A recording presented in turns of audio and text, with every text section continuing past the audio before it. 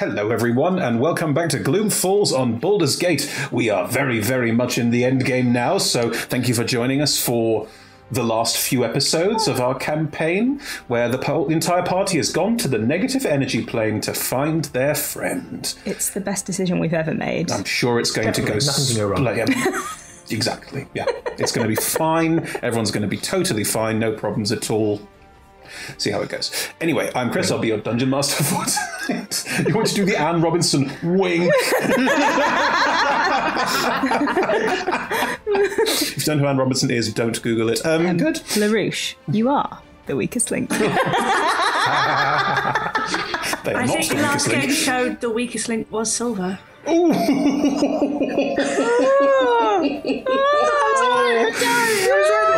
Excuse me. I'm coming to save you, it's all fine. Are these the mines of Carthage? Because that was salty. Evie might kill you when you get there now. I feel like I've been insulted in another reality. Anyway, we're playing Dungeons & Dragons, everyone. We're thrilled to be streaming at twitch.tv/RollTogetherRPG. For those who don't know what Dungeons & Dragons is, we are all playing characters in a shared fantasy universe. The 5 players around me all have their unique character sheets on the left-hand side of the screen if you've got the D&D Beyond overlay enabled, and you'll be able to see they've just hit level 12. So, exciting times ahead. So, why don't we go around and meet everyone, and they can tell us all about their lovely characters, how the adventure's been for them so far, what they're looking forward to in the future, those sort of things. Whether they're alive or not. Whether they're alive or not, it's also quite helpful. Speaking of which, let's start with Silver. Silver, hello, Evie. Hi, I'm Evie. I use she, her pronouns, and I'm playing Silver, I think, who also uses she, her pronouns, who is dead. She's just dead, floating with her sibling, who is just, I imagine, keeping her in a box somewhere just so that they can taunt her. Basically, yeah. The big bad, who happens to be your sibling, is now got your soul in a box. It's very much what's happening. Yep. Any hopes for the future? I mean, if I have a future, I certainly hope that it is in the living world and not trapped like a genie in a box for the rest of my consciousness. Sure. If I get out, I would like to be reunited with my friends, and to get this spawn of a bitch. Your rage for Larouche has now reached the wordless stage of just you will pay. It started out as rage just with Silver, but it's leaked into me now. I will say it is rather delightful to play a campaign villain that is just through and through awful. It's really, really nice. Anyway, let's move on to other people. Emma. Hi, I'm Emma. I use the pronouns M or Emma, and I'm playing Trix, who uses the pronouns Trix or T. Trix is Silver's best friend, and at the moment is desperately sort of persuaded all of the other characters to go to the negative energy plane to get Silver back in what was definitely the best thought out plan that has ever happened. And in a sort of mad rush, which, the rest of the players sort of held off for a few rounds while we actually, they actually developed a plan so that we wouldn't die, while Trix stood there staring at them all, waiting for them to come. So we're now in the negative energy plane, hunting Silver to try and get her back. Any hopes for the future? Get Silver back. This is it. Okay. And then kill the vampire who, killed Trix's family in the past, but that seems like a secondary goal at the moment. That's distant goals. Gotcha. Well, let's move on to other more prescient goals. Aldrin, David. Yes, hello. I am David Shears, go by he, him. I am a voice actor and audiobook narrator, so if you too think my voice is like warm chocolate and honey, as somebody very kindly said on a recent tour together, you can find more of me online. Just putting that out there. I am indeed playing Aldrin. Was that just you commenting? I mean, I do have several accounts just to big up my own ego, of course. I am, in fact, playing Aldrin Wheelwright, cleric of Timora, newly peace cleric. What am I looking forward to? Well, Aldrin has a plan for what he would like to do in the future, but first and foremost, it's about making sure that everybody survives, ideally him as well. But we've been through the ringer as a party, we've been pushed together, forged together. It's time to get our Silver back. Yeah. Nice. Very nice. Gorilla reference for you there. Don't know what that is. George, save me. Hello. Yes, I'm George. I use he, him pronouns. I'm playing Ashra Beckett. Ash to some people who uses she, her pronouns, who is a human abjuration wizard who, yes, has hopes of the future, hopes to have a future for a start. That's a good starting point. More specifically, if we can get Silverback and avert the end of the world, then hopefully she and Persephone might actually get some modicum of that future that they talked about somewhat forebodingly recently, right before all of this went to shit. So that'd be cool. That'd be nice. Might happen. Sure, but you've still got a Doomsday device implanted in the back of your neck, lest we forget. Doomsday 1 first, then Doomsday 2. One problem at a time. A Gloomsday device. Take your Doomsday devices in order, I see. Yes, good point. This is true. And finally, Rebecca. Hello, I am Rebecca. I use she, her pronouns. I was about to say I'm a human, but yes, I'm a human actor, and I'm playing a human, not Shadow Monk, Sun Soul Monk. She made a very sensible plan to change subclass that definitely wasn't just her screaming, sticking her hands in a radiant orb of energy. She now has a baby Zagyar living in her head that was a great plan, because it's keeping everyone alive as we go into the negative plane of energy. See, it was really well thought out. Plans for the future. Yeah, rescue Silver, stop the end of the world. Ideally get everyone out alive, but if there is a choice and it comes down to it, will be get Ashra out alive. And then, because I don't know any reason that Ashra might have a secondary Doomsday device, so it's fine. And then there's nothing in our way to stop us maybe actually stopping the panicked screaming and moving on to an actual future plans, maybe. So you all have something worth fighting for. That's good. Lovely. Well, before we get to the doom and the gloom and the negative plane of energy and all that stuff, let me tell you a bit about what we're doing and how we do it. So this stream will run for approximately 3 hours, and there'll be a roughly 5-10 minute break somewhere near the middle. We've got some lovely sponsors. We're sponsored by the delightful Hero Forge, Ultra Pro and Elderwood Academy. That is OG Persephone. OG Persephone. Oh! OG Persephone Mini there from Hero Forge being held up. OG Ashra as well. Splendid stuff. Yes, these are Hero Forge Minis. You can also see them next to the players on the screen, the digital versions of those minis. We made all of them in a 3D digital mini creator, which is on Hero Forge's website. And then they let you download digital copies. They let you print them. If you have a 3D printer, you can print them as well. But they also print them, send them to you. So you can get them printed in beautiful 3D and color and lighting effects and decals and so much other stuff, and they're constantly developing their catalogue of new material, so check them out at heroforge.com. And we're all sponsored by Ultra Pro, as mentioned. Ultra Pro provide geejaws for your tabletop. Excellent geejaws for your tabletop. Things to keep your dice and things to keep your character sheets in. Various cute figurines. I've got lots of cute figurines. The Black Dragon's coming out today. That's who it is. A figurine of adorable power called That's a Black Dragon, obviously. And if you fancy some figurines of adorable power for yourself as well, or frankly anything from Ultra Pro's catalogue, head into chat and join us today and say hello. You can say anything you like in chat, and you'll be entered into a random draw, and we'll send you a message through Twitch Whispers at the end of the stream if you win.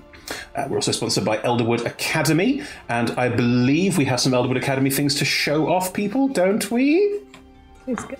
Oh, there's Emma's. Lovely. There's Rebecca's. Excellent. Evie's and mine are still in the post, so they should be with us hopefully very soon. And there's George's as well. Lovely. Elderwood Academy make custom bespoke dice boxes, dice trays, dice towers, all sorts of delightful things, and you get to choose everything about it, all the different bits and pieces that they have on it. And if you head to elderwoodacademy.com now and type in roll together, that's roll-together, as a coupon at checkout, you get 10% off. So head to Elderwood Academy and make yourself something lovely today. And they smell great. And they smell good. Amazing. This is also a thing that happens. The smell is a vital part of it, apparently. Really Someone good.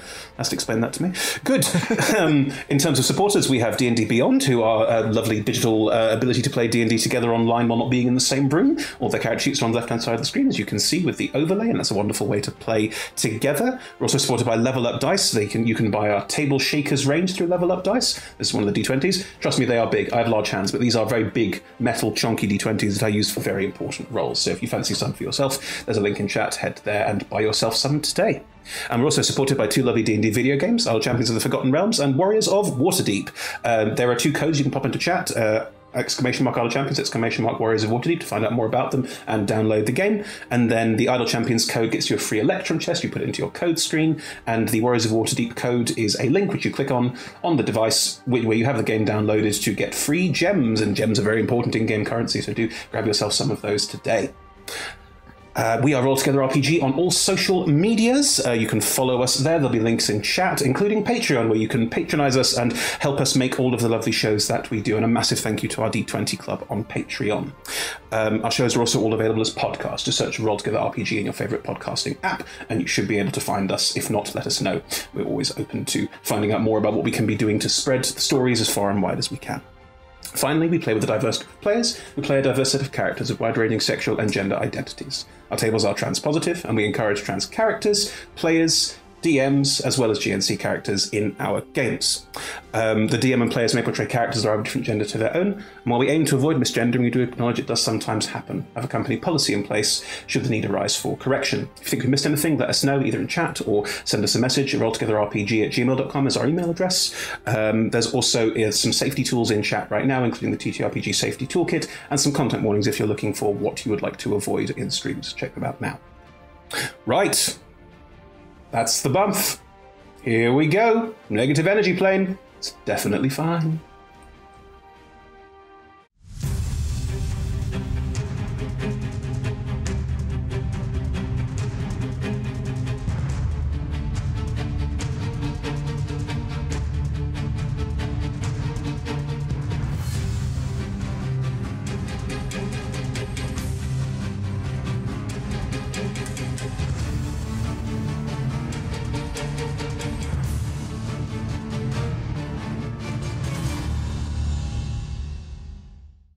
And so we return to Gloom Falls on Baldur's Gate, and Gloom has indeed fallen on Baldur's Gate as the aptly named Gloomsday, come up with by Silver, who is now dead. Nobody pun! Yes, Gloomsday has befallen Baldur's Gate.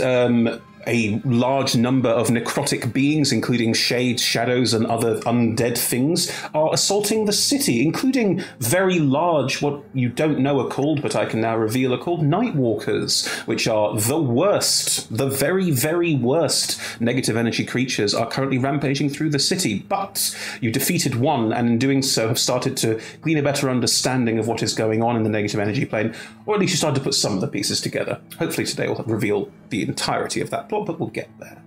In the meantime, your friend Silver was defeated and soul was taken away by the Nightwalker, and you couldn't revive her. So now you're heading to the negative energy plane to get her back and put the final nail in Larouche, Silver's sibling and the architect of all this destruction's coffin. Anyway, as you all stepped through into the negative energy plane, you all leveled up to level 12. You all had the effects of a long rest, because planar travel can do that sometimes, and I think it's better for the end of the story, don't you? So, as you all step through into the negative energy plane, it'll surprise none of you to hear that it is dark. I can see in the dark. Yes. I can see in all dark. All darkness. All the time. Leveled up and you swapped out Devil's Sight, which I probably should have taken at the start of the campaign, but you know, choices were made. Can't fault it. Ghostly Gaze we had a lot of fun with. But yes, you step out into... I mean, it's very hard to see anything, but Trix, you get the best view of this. So 120 feet. Yeah, you can probably describe this to your allies if you want to. The ground beneath you is cracked and broken.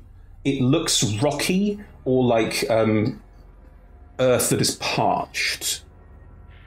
If you rub your feet against it, it feels almost sandy, ashy, like it's not quite there, or like it's a bit... like particles of it just skip away as you run your foot over it. Those of you without Devil's Sight currently can see in the 10-foot radius of the aura that currently is exuding from Percy, provided by your pet Zagyar rabbit, that outside of this aura you have dim light for maybe 5-10 feet, but the darkness is pervasive. It swallows light almost. It is like looking into the sky and not a single star is present. You can tell that there are things around you. You can tell that there is landscape, but you can't see it well. You can't engage with it fully. Sorry, David, go on. Oh, no, I was just saying, so is it effectively like magical darkness and that dark vision doesn't function? Exactly. Right, okay. Like with the other areas of the gloom, which is a negative energy plane being drawn into the material plane, dark vision struggles in this to see anything at all.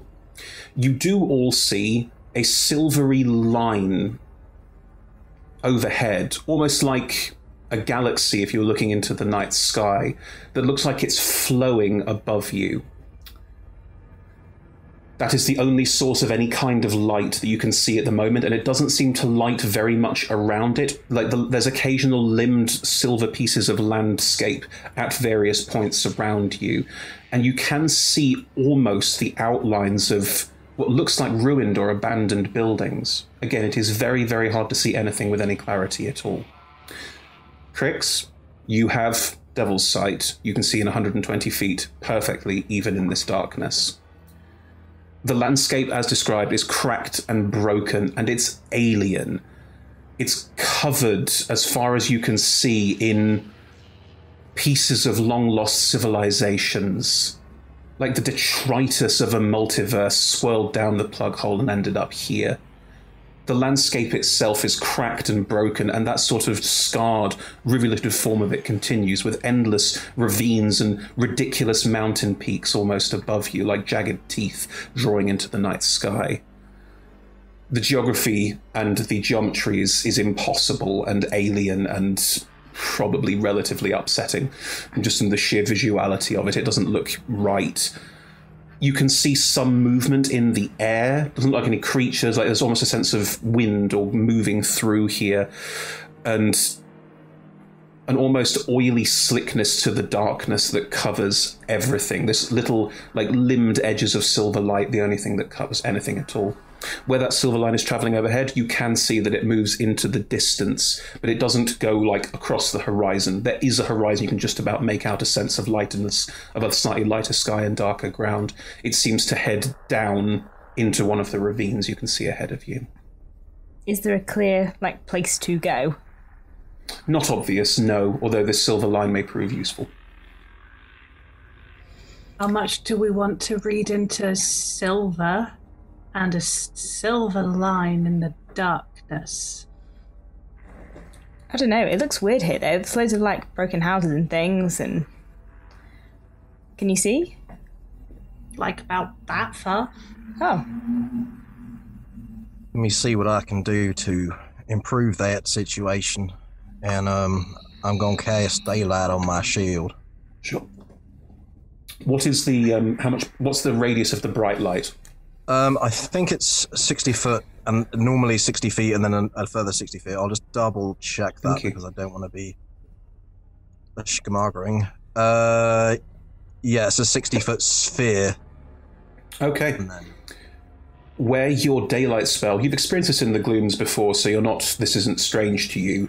A sort of faint haze of dim light spreads out from you beyond the radius of Rabbit's aura, and you can now see some of what I described earlier that Trix can see, these sort of strange shards of abandoned buildings, almost like entire chunks of city or town have sort of ended up here, like a sort of strange end of the universe detritus. This is what's left.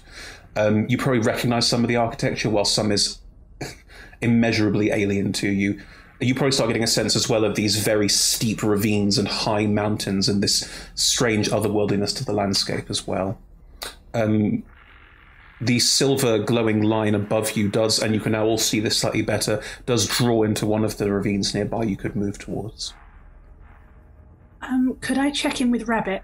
Mm-hmm. And just go, hey Rabbit, two things. One, how are you doing? This is not your favourite place. How are you?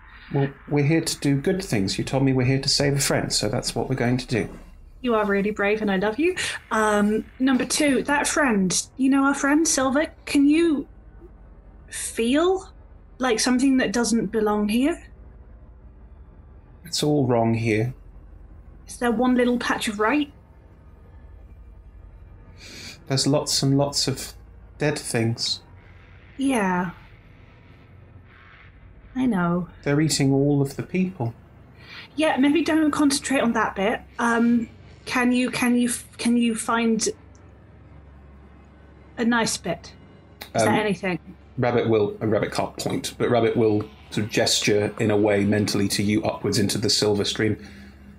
They're all still alive, just. Whew. Hi, everyone. Rabbit thinks that is some souls. We should maybe follow the soul trail to hell. All right. Well, I guess we go then. Can you give me 10 minutes just to cast a spell? I know time is of the essence, but I really feel like this might save our hides in the long run. Can you cast it while we walk? I don't know, Chris. Can I cast it while we walk? What's the spell? Well, I'm going to do a little bit of roleplay around which spell I cast, but it's going to be Rary's Telepathic Bond. Oh, sure, you can do that while walking. That is fine. Cool. So Aldrin is basically thinking there's probably time and energy and so on and concentration enough to cast one ritual spell, and whether it would be Commune to ask for Timora's aid, or whether it would be Rary's Telepathic Bond in order to harness us all together as a party, and just thinks to himself, you know what, I know what I have to do, and casts Telepathic Bond. Lovely. So you are casting as you all make your way forward and down into this ravine that this silver line is being poured down into.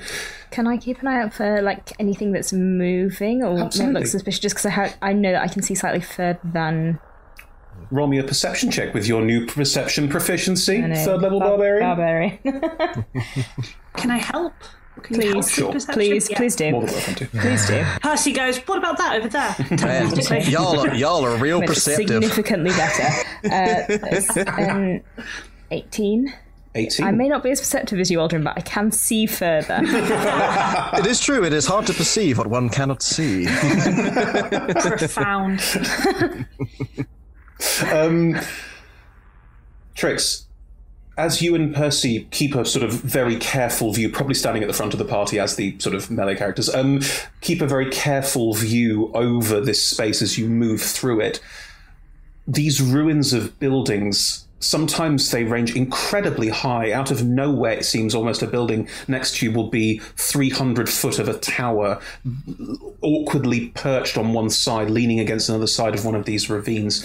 And then suddenly you're looking down at just an abandoned chair. And it's a sort of very strange collocation of the dramatically large and the infinitesimally small and meaningful.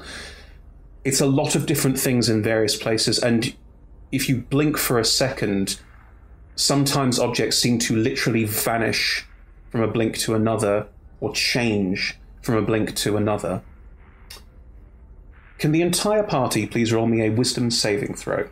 Oh no! Sorry, not you, Silver. The four alive members of the party. Please roll me a wisdom saving throw. I've not been invited to this particular party. I'm sorry. Oh, I can't believe that. I got a +9 and it's a 12. That's absolutely disgusting, George. I George worse. I got a 2 on the dice, so I have a 5. I didn't even George that badly, and I still feel bad. It's you. Don't. Just teasing. 15? 15. 60. George got the highest. It does happen. I've got a +8. So, yeah. I have a +3 and I'm proficient. Oh, I'm going to use a luck point. Fuck Why? it. I'm going to stick with my 5 because there's nothing I can do. Because I got 3 of them. We're about to go into the main boss battle, David. Really? I got 3 of them. You do what you want to do. It's your call then. The thing is, Good or very bad. if Aldrin felt something touching his mind and invading his mind, Nothing he's is not going touching or invading your mind. So I have no way of feeling that there's anything happening. In which case, fine, I wouldn't. It was only if I sensed I was under attack from something. That's fine. As the 4 of you move forward through this landscape and realizing that it almost seems to be changing around you a little bit and starting to feel a little bit unnerved by it, Trix, you and Percy scouting specifically asked about movement, yes? Yeah. Okay. If you look up into the sky, especially where this silver line is, and you start to see there are other silver lines as well coming in from other points into this ravine, occasionally your view of them is blocked, and it's just a scudding Zegyi floating its way across the sky, floating sort of through and around, not eating any of the souls within, just sort of floating its way around, like a sort of docile sky whale, just making its way through the air. There are Zegyi here. I mean, I would say we should be stealthy, but I look at the glowing dome and I'm like, that's not going to happen. Trix, you also see the following. As you walk past various buildings and as you make your way through this space down into this ravine, you notice a figure stepping out from behind an outcropping. Aldrin, you hear a voice from behind you. And Percy, you see a figure stood outside of the aura, just watching you. Silver. Yes. You were offered the chance to join your sibling in whatever they are planning, and you turned it down. You're currently... Because you had a message from Trix, because Contact Other Plane worked again,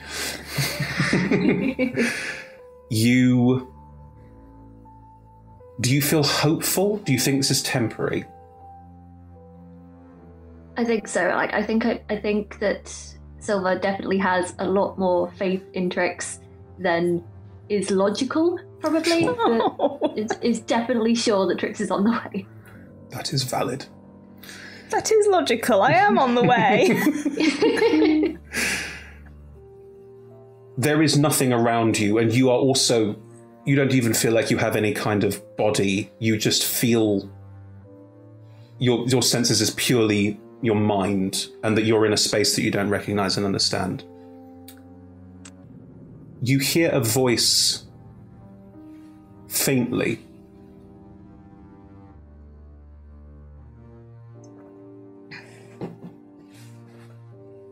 Silver? Yes. You're here. Do I recognize this voice? It's your father's voice. Dad? I'm looking for you. Wait. Eventually, you don't see your father, but you feel your father's presence near you. Okay. Hey. I'm so sorry. No, don't be sorry. What are you sorry for? I shouldn't have left. I should have come home sooner. I'm really sorry. I mean, if we're making apologies, I'm sorry about all of this. It's not your fault either. It is my fault, Silver. This is all my fault. I put power in the hands of someone I should have known better than to trust, and it's not the first time. So, you know, this is... Well, if you are here, that means you can't save me either. That's not reassuring, but you know. No. I've got friends on the way. We can take you back with us. I'm not sure that's wise. Oh, why not? Well, I don't know, really. I don't know what to do now. I had all these plans and... Well... This is my fault, Silver. I wanted Larouche to take over. I wanted them to run the clans so I could stop doing that. I had this crazy idea. Spent so much time researching and thinking about it, and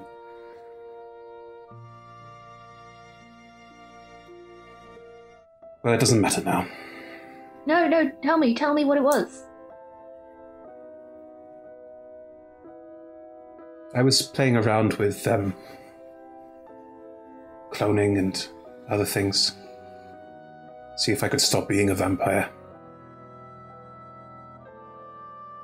I have no idea if it would have worked.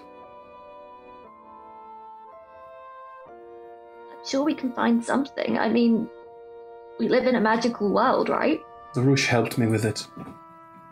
They were getting excited about shadows and shadow magics, and I thought they'd hold the key to this final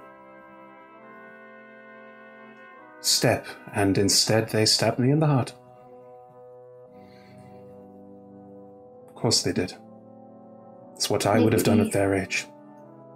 Maybe when we get out, we focus less on shadowy darkness magics and look at the more traditionally good and see if that has anything. I know it's a bit out there, I know. But it could be worth a shot. Like, I don't think you should give up. I mean, it's so like you to encourage me at a point when we are literally souls waiting to be eaten, but... well... we're part of Larouche's big plan now. Wait, we're waiting to be eaten? Yeah. Eaten by what? This god Larouche found. Don't tell me it's Mask. I don't know who it is. I've never had much truck with gods, frankly. Some dead god that wants to return to life and needs souls to do that. Right, that sounds about right. Well, I've got people on the way, as I say. Don't go anywhere. They're going to be here. I'm not going anywhere, but I'm struggling to think of what we can do now apart from wait for the end together. It's not going to be the end. It's going to be fine, and we can actually spend some time together, and I can actually tell you that how much you mean to me, and not have the last thing I said to you be, I'm going, bye, I'm out, and I'm just really happy you're here. You know, not that I'm happy you're dead, in that I'm happy that you are here, and I can talk to you.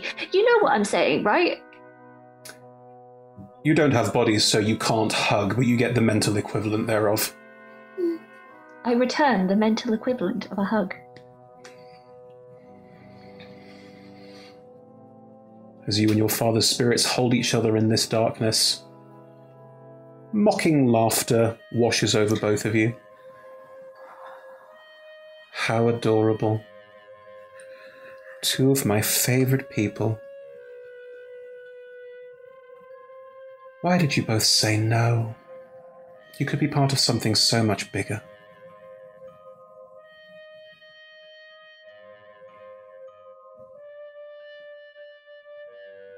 Your father doesn't respond to that.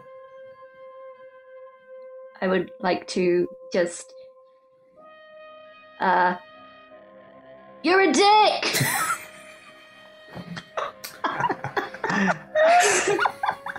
Cogent as always, sister. Think I about summed it up. Well, not long now. All the pieces are coming into place. Anyway, the New World Order would have done very well with the two of you, but sadly we need vampires who actually give a damn. Well, with the two of you, you never gave me any credit for anything. Like, you literally just said, I'm so disappointed in you. Oh, what can else be expected from Silver? And now you're changing your tune. Blood is thicker than water. Yeah, I tried to tell you that previously, and you just kind of laughed at me. Even someone like you, even only a part vampire, would still be useful. Ah, there it is. There's the derision. I knew it was going to come sometime. You know, you really should come with a warning label for the amount of salt that you have in you.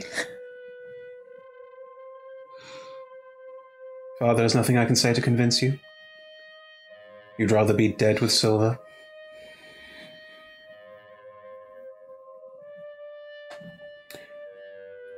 Silver, you and only you hear your father whisper. Obviously, this is all metaphysical, but you see my point. Just so you know, I think Larouche is quite funny as well. I love my dad. Cool. Aldrin, the voice from behind you. Aldrin? Spin around, prepping some cantrip. Who's there? Imelda is standing just outside the radius of the aura and is staring at you. Who's Imelda? None of you know. It can't be you. What are you doing here, Aldrin? You shouldn't be here. There's no way. Tell me something only you would know. You have the most beautiful voice. You could charm a cat off a roof if you wanted to.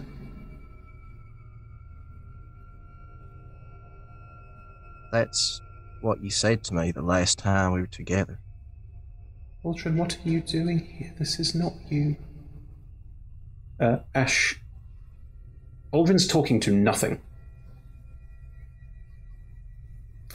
All right. Trix, walking out from behind a building, you recognize Defana immediately. She hasn't seen you. She's just walking around the edge of the building.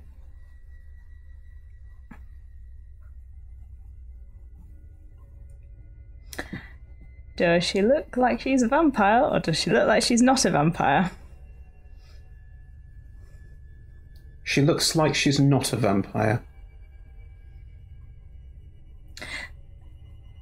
Obviously, Emma know that she's not real. Yep. How do Trix feel about this? You failed the wisdom saving throw. It looks like Defana's spirit.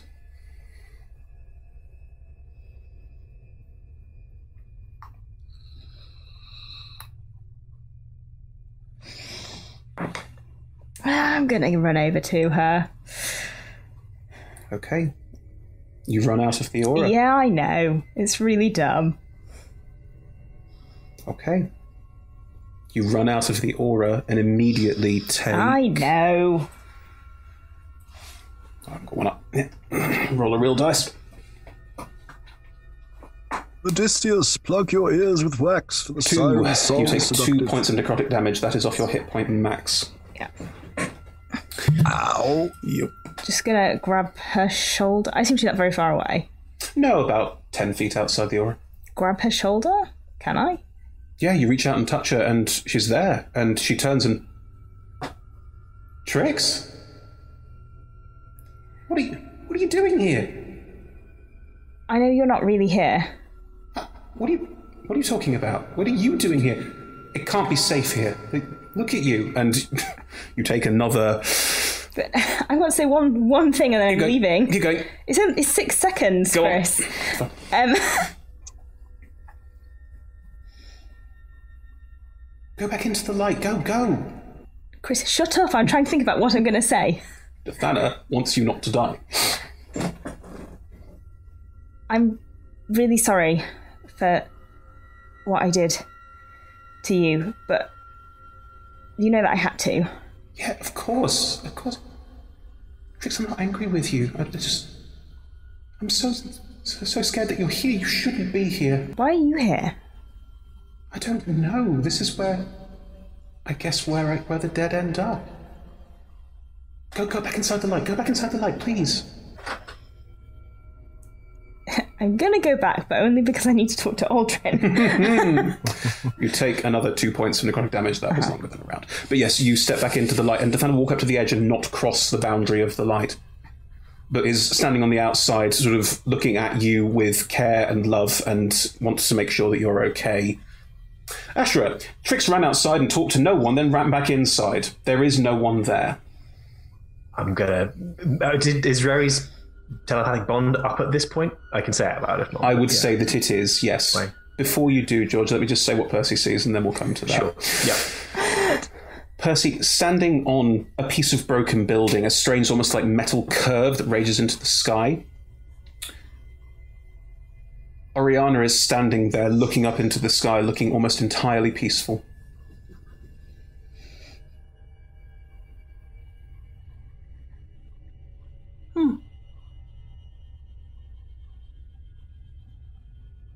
Did she say anything?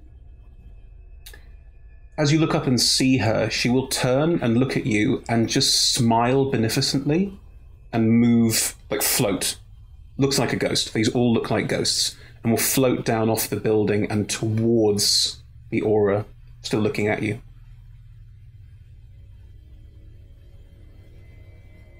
She will land... Smiling beneficently was not really your style. As she lands outside the aura and looks at you. Death brought me peace. That's brought disappointing. Me peace. I'm sorry. I didn't mean to annoy you. No, we had a whole reunion. It was sweet, and there was closure. I still don't like seeing your face. Would you prefer that I change my face? No, that would be horrifying. No. All right. See, this has always been our problem. You do not understand the line between, like, parental and horrifying. I'm so sorry, Percy. I just tried to do what I thought was right. Oh, hang on a second. Ash, Percy's talking to no one. As this happens, can I become still in my mind for 6 seconds and see if it was a charm effect that I can then remove? It's not. You're real, Percy says to Oriana. Sorry, I thought you were a charm effect. Whatever each of you is seeing isn't. Or it's only visible to you. It's this place or some illusion or something. Just be wary. This could be a trap or a trick or ambient background entropy. You don't know it's not real. They're different things. Isn't and only you can see it aren't the same thing. That's true. What is everyone else seeing? Dithana. Oriana. The only person I've spoken to about Dithana is George. The only person who's ever heard that name before. Sorry. Yeah, Ash. But George. Nobody's heard this name. Maybe we're all just seeing the people we loved. Nope, can't be that. Yeah, keep pushing it back. Or, I don't know, feelings of... In my case, I'm staring at this spirit. Does it appear as they were in life? Yeah, ghostly. Like there's clear, like spectral. Like it looks like a ghost, but it looks exactly like you remember Imelda, and it looks exactly like Trix remembers the Thana. It is, yes. Okay.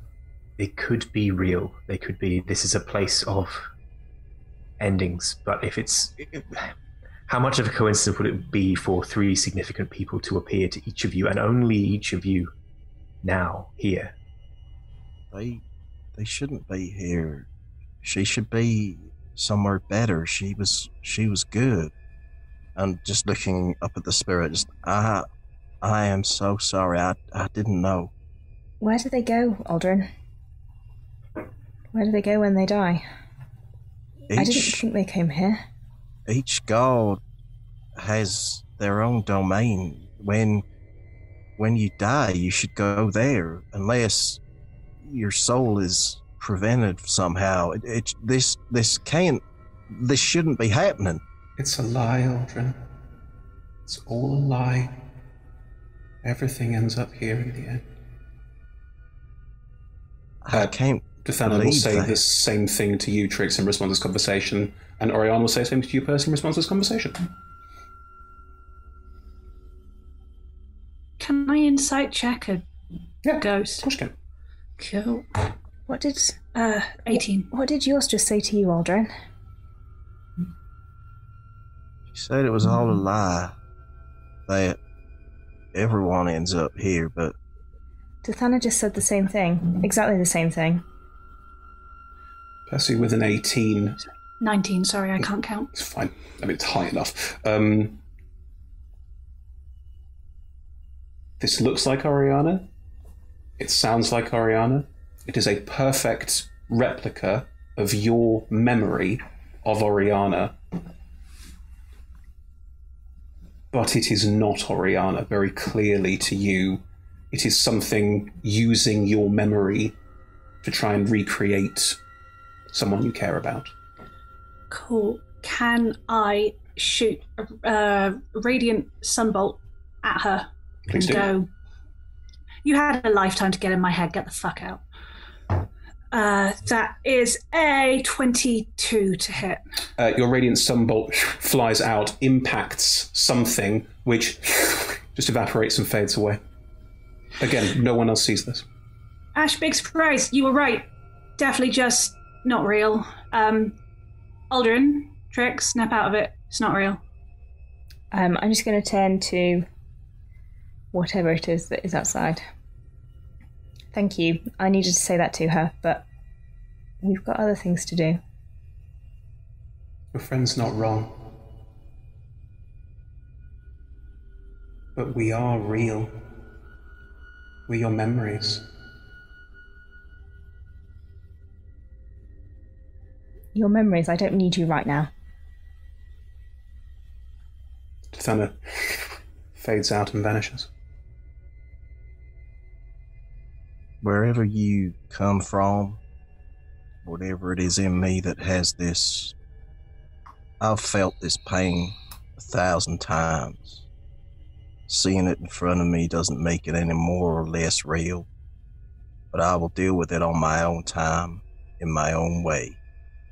And I'm just going to focus and try and find that peaceful serenity that I had when I changed subclass, and just close my eyes, focus my mind, confront the memory, try and just subsume it and forgive myself.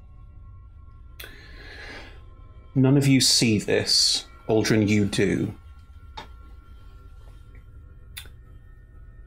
Where Imelda is standing, you stop seeing Imelda.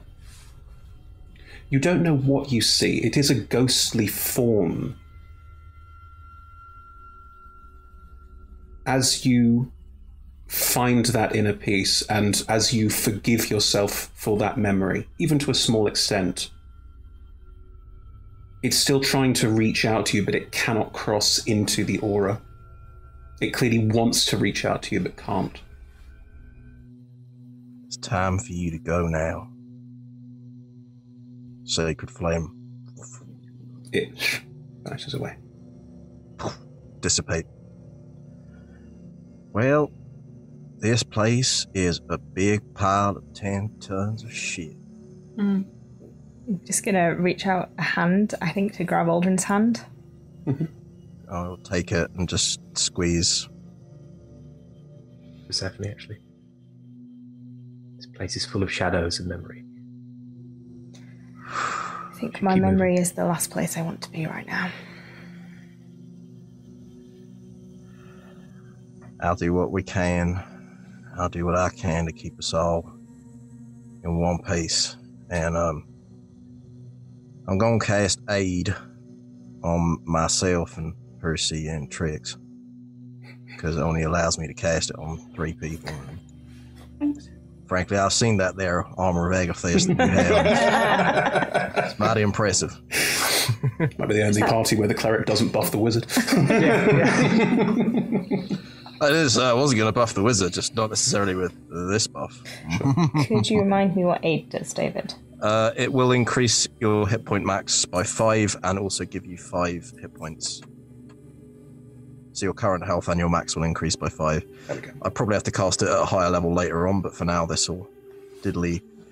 That returns my HP to what it was, +1. Good. Does this mean I passed the saving throw exactly for that? Yes. Yeah. as relief, So and 16. also yes, yeah. Could have been brutal. George, just for your and my benefit, and for the audience's benefit as well, I dug back through the first document you gave me for Asher, which detailed all your family's names. As soon as I realised where this was going, I was bricking from that. I mean, that would have been an amazing / awful scene, but also I'm very glad. Like, these are names that have not been mentioned on stream for 6 months to a year now. Like, it's a really long time. Kevin. There's one called Kevin. Evan. Yes. Kevin, yeah. Kevan, Marcus, and Prin. Cool, Kevin. I got off really lightly there. Like, fuck off, Mum. That was fine. You said what you wanted to say. Exactly. I already had my conclusion. Thank you very much. Still, I was terrified. Not baiting you there, Chris. No, not no, saying do also, better. I Marie Kondoed my memory.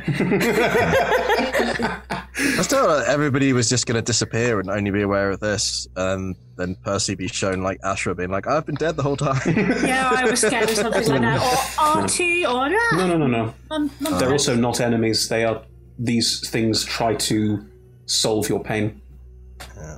Negative energy plane is not a fantastic place, but things within it aren't necessarily all evil. Cool. You Can continue? I ask a question, Chris? And you're welcome to say that I, as Aldrin, won't know. Sure. The spell locate creature. Mm-hmm. Would that work to potentially help find Silver, or is the assumption that Silver is not currently a creature, but is? It would work to find Silver. It would latch onto her essence. Would I mean, is there a reasonable assumption that I, as Aldrin, would think that this would work? Yeah, sure. Cool. Well, let's do what we came to do.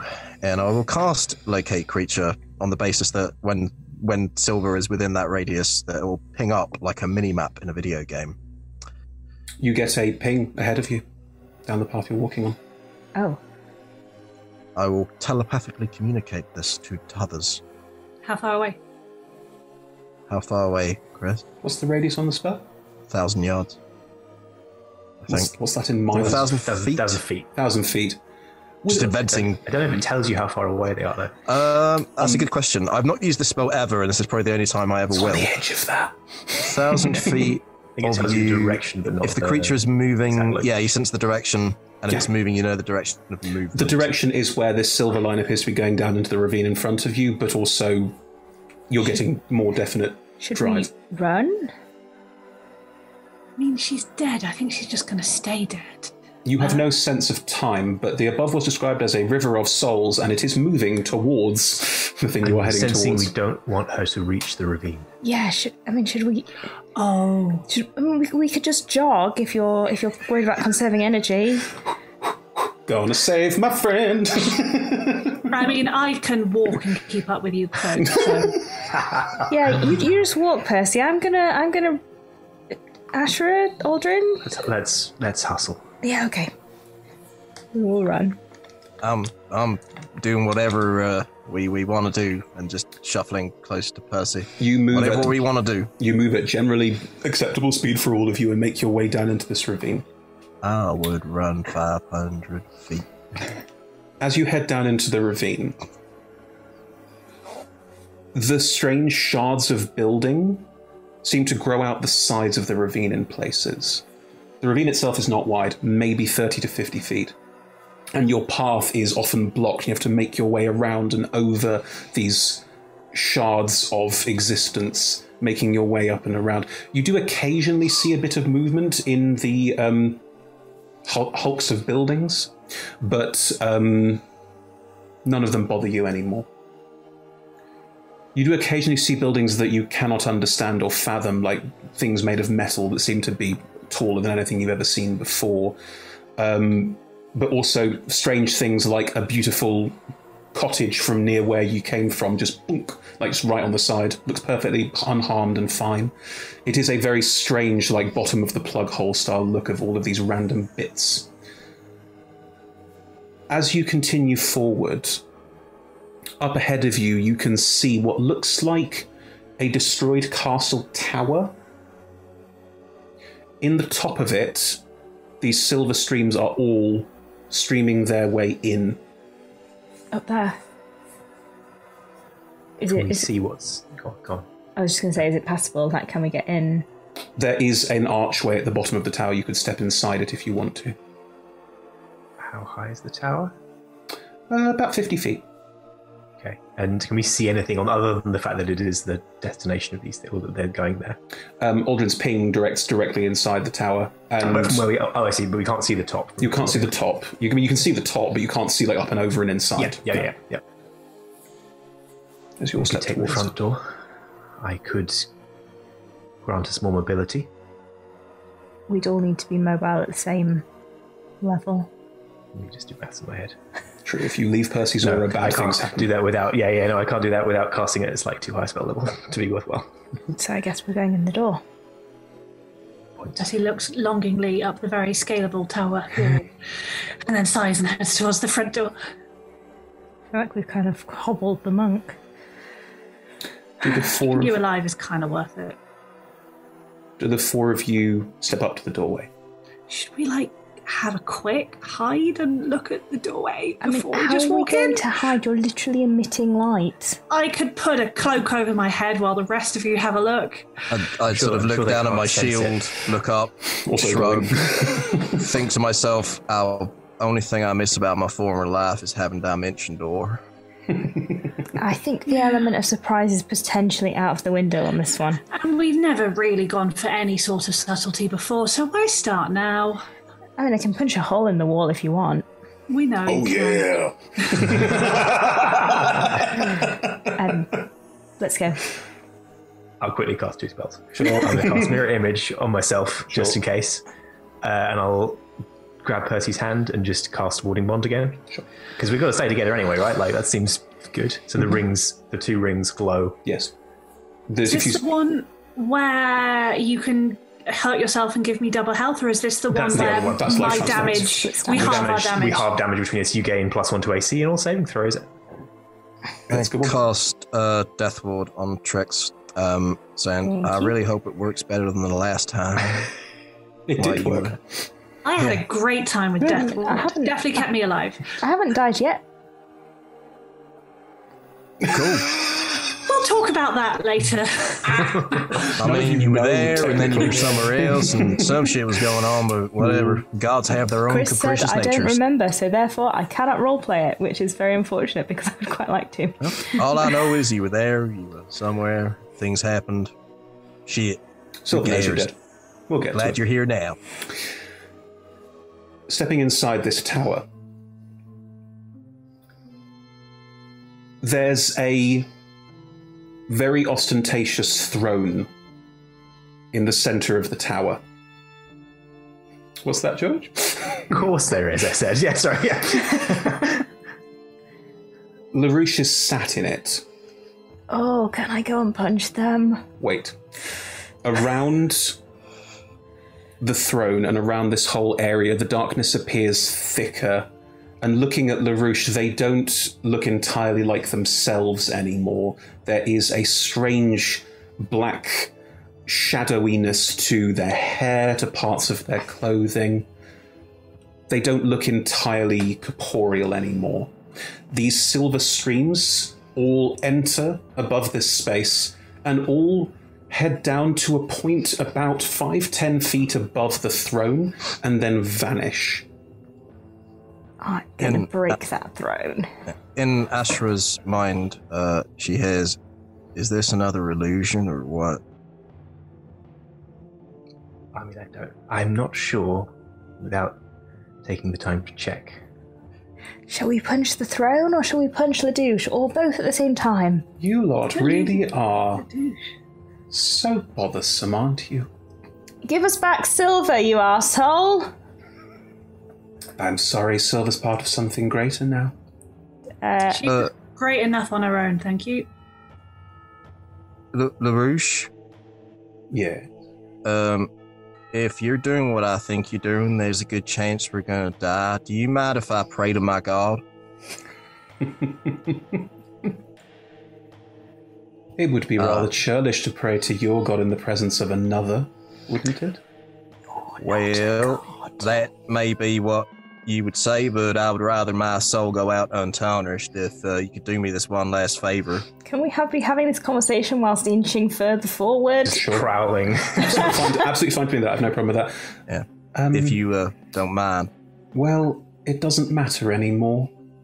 If your soul dies here, you're not going to anywhere else. This is your final resting place. And you know what? I'm glad that I'm going to be the one to stop you all.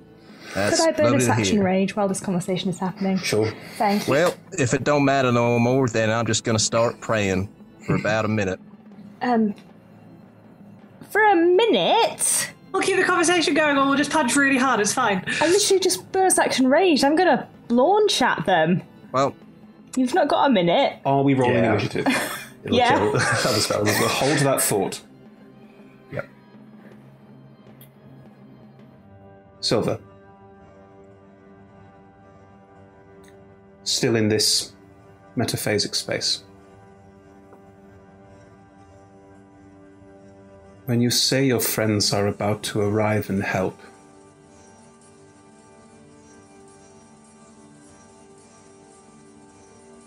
I think they're here now. That was quick. It's been a good 4 hours. Oh, sorry, time doesn't really make much sense here. It does not. Let me do one last thing for you.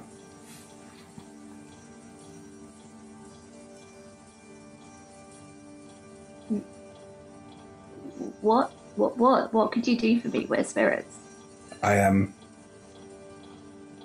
a very powerful spellcaster. I know all about souls and bodies.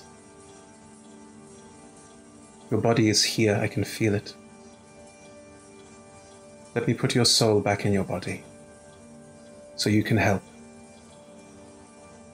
Well, once I'm in my body, is there a way that I can bring you back? Probably not. Although... I have necklace trinkets. I could put you in a trinket. What is a necklace trinket? You know those soul phantom things. They're not just jewelry. No. I can put souls in them, and then I can speak to them later. I should have paid more attention to what you're doing. Yeah, it's pretty cool, right? It is intriguing. We will talk about this more later. It seems... Well, frankly, fuck yes. Oh yeah, we're gonna do this. I would rather not perish here, given the choice. Excellent. Okay, there's a way, and you say we'll talk later, so, don't go anywhere until... This will weaken me. I will not be able to help you further. And if Larouche consumes me as part of this, I will be gone. Okay, as soon as I get back in my body, I'm going to try and put you in a necklace. Okay. The most comforting sentence. We live in a world of soul traps. I think it's fine. To be honest, I genuinely thought Larouche was going to monologue a bit more. Yeah. Oh, they can monologue while they kill you. Good. While they try. I've got to get the line in. I've got to get the youthful's I'm a god line in at least once. In which case, it is time for everyone to roll initiative. Yeah. Including you, Silver. Including Silver! We did it! We did nothing! We arrived. We brought the body. You that brought helps, the body, right? which was kind of important. When you said that, I was like, is it? I'm like, oh yeah, we brought it. It's been strapped to my back this entire time, so there's going to be some shenanigans to try and yes. unstrap. We'll work it out. I'll probably hand wave it. Right, initiatives, please. Silver's acrobatic. She can wriggle herself free. True. Give me your initiatives. 21. 19 for me. 19. 19 for me. 19. Boom. 7. Yeah! Some things never change. 7 as well. Right. And you were literally dead. exhausting. That's how fast my reactions are. 7. Would you mind if I took my turn before T, just so I can cast a spell on T while T is next to me? I think your dex is higher than mine anyway. So yeah, of course you can. Of shit dex. I've got shit dex. Not good dex. Right, excellent. In a surprise to absolutely no one, Percy, it is your turn. Larouche is sitting on their throne. They have not got up. They are about 10 feet away from you lot at this point, because you all wriggled your way forward. They're just looking at all of you with a certain amount of disdain and annoyance more than anything else. Right, DM, I have 2 questions for you. Sure. Number 1 is, can Silver's amazing fancy steak count as a monk weapon? I don't see why not. Great. Number 2, is there any sign that Silver's come back to life? Yes, Silver has blinked. Amazing. In that case, on my turn, because you can grab a weapon as a free action, right? Sure. I will see Silver have a split second of extreme happiness, but we need to kill the douche. I am so glad you're back. You're a bit tied up. Can I take your stick? Yeah, sure, Thanks. whatever. I love you. Good to have you. Right.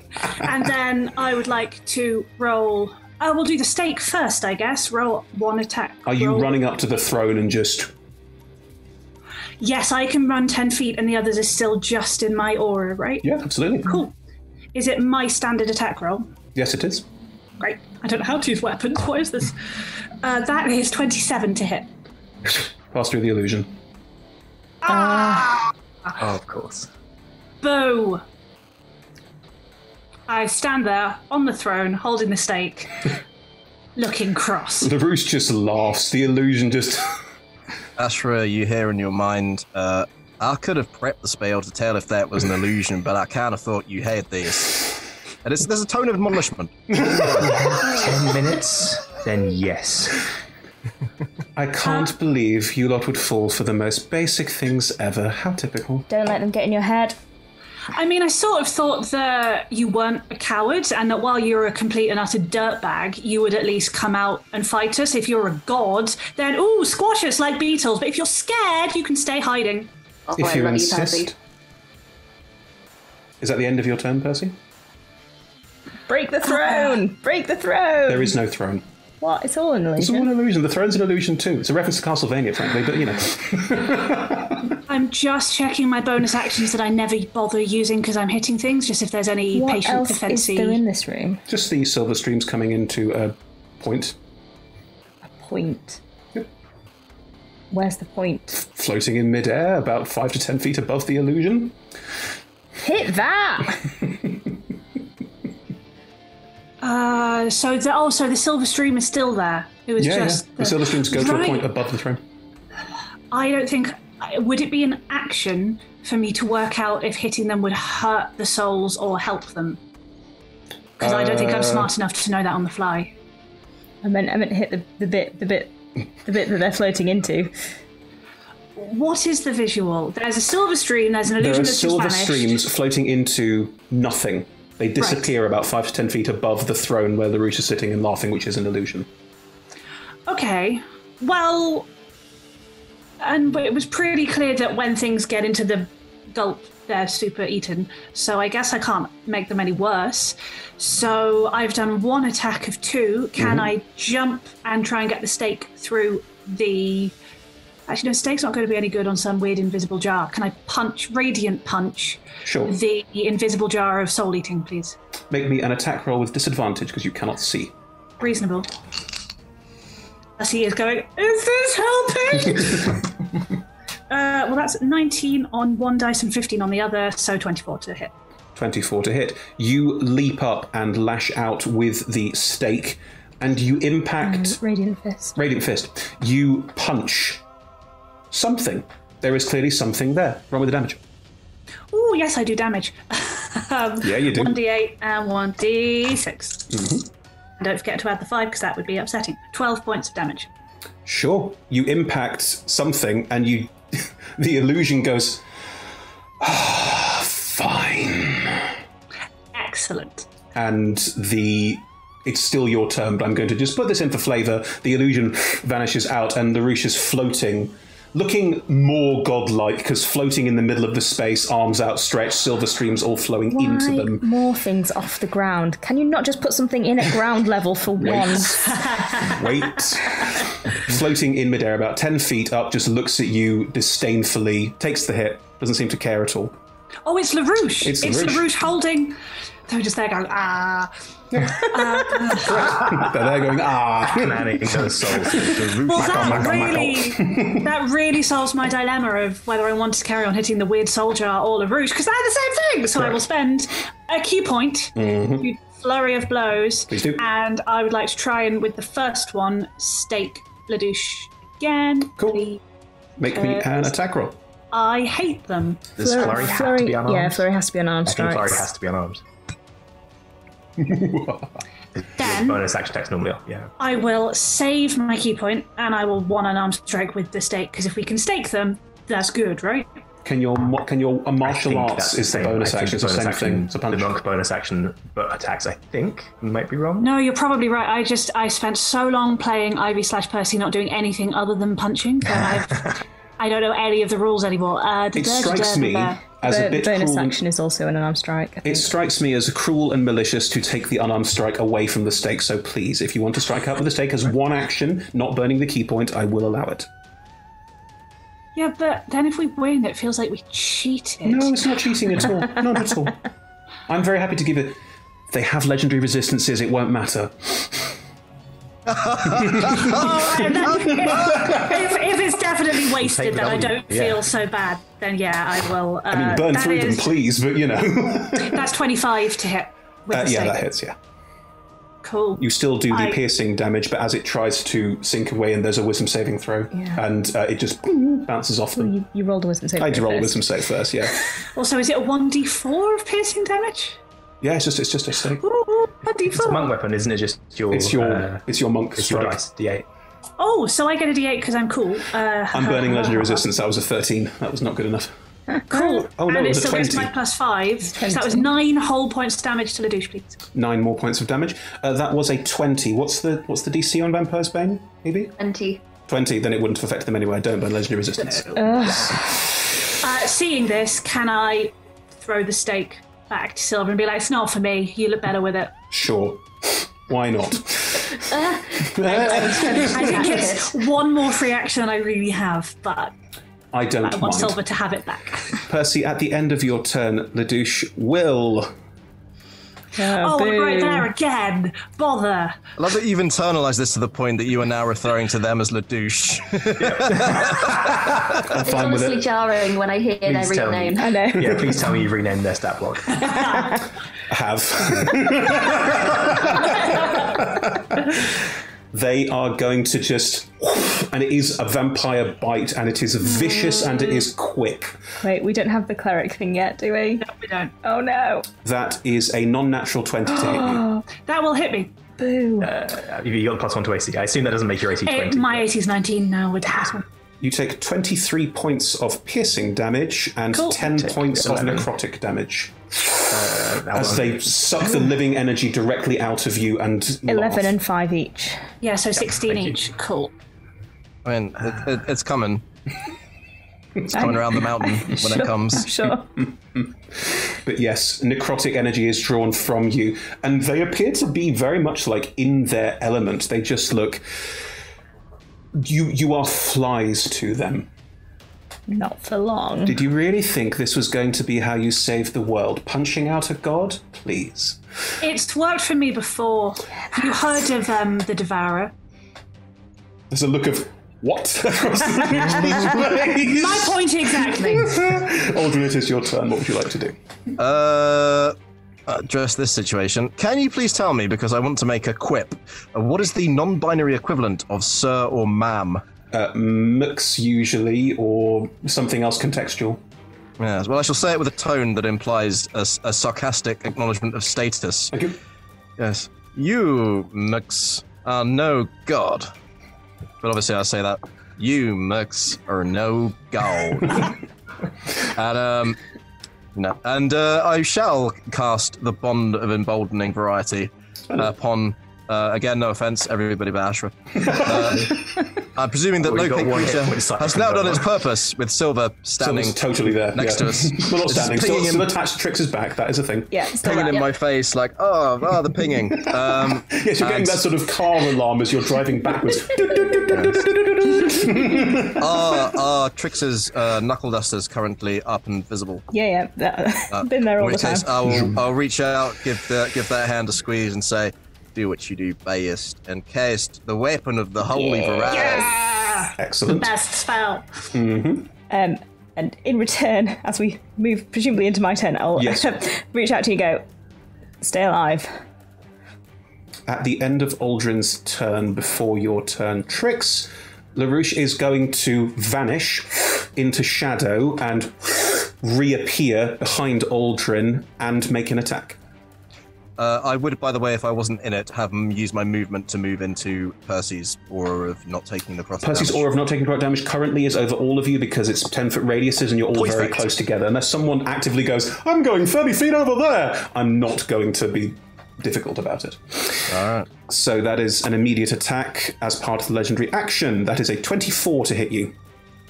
Who wants to eat the damage? That's going to be me, and I'm already there. Can I'm gonna make you roll that again. Unless someone else wants to jump in and I can sentinel attack.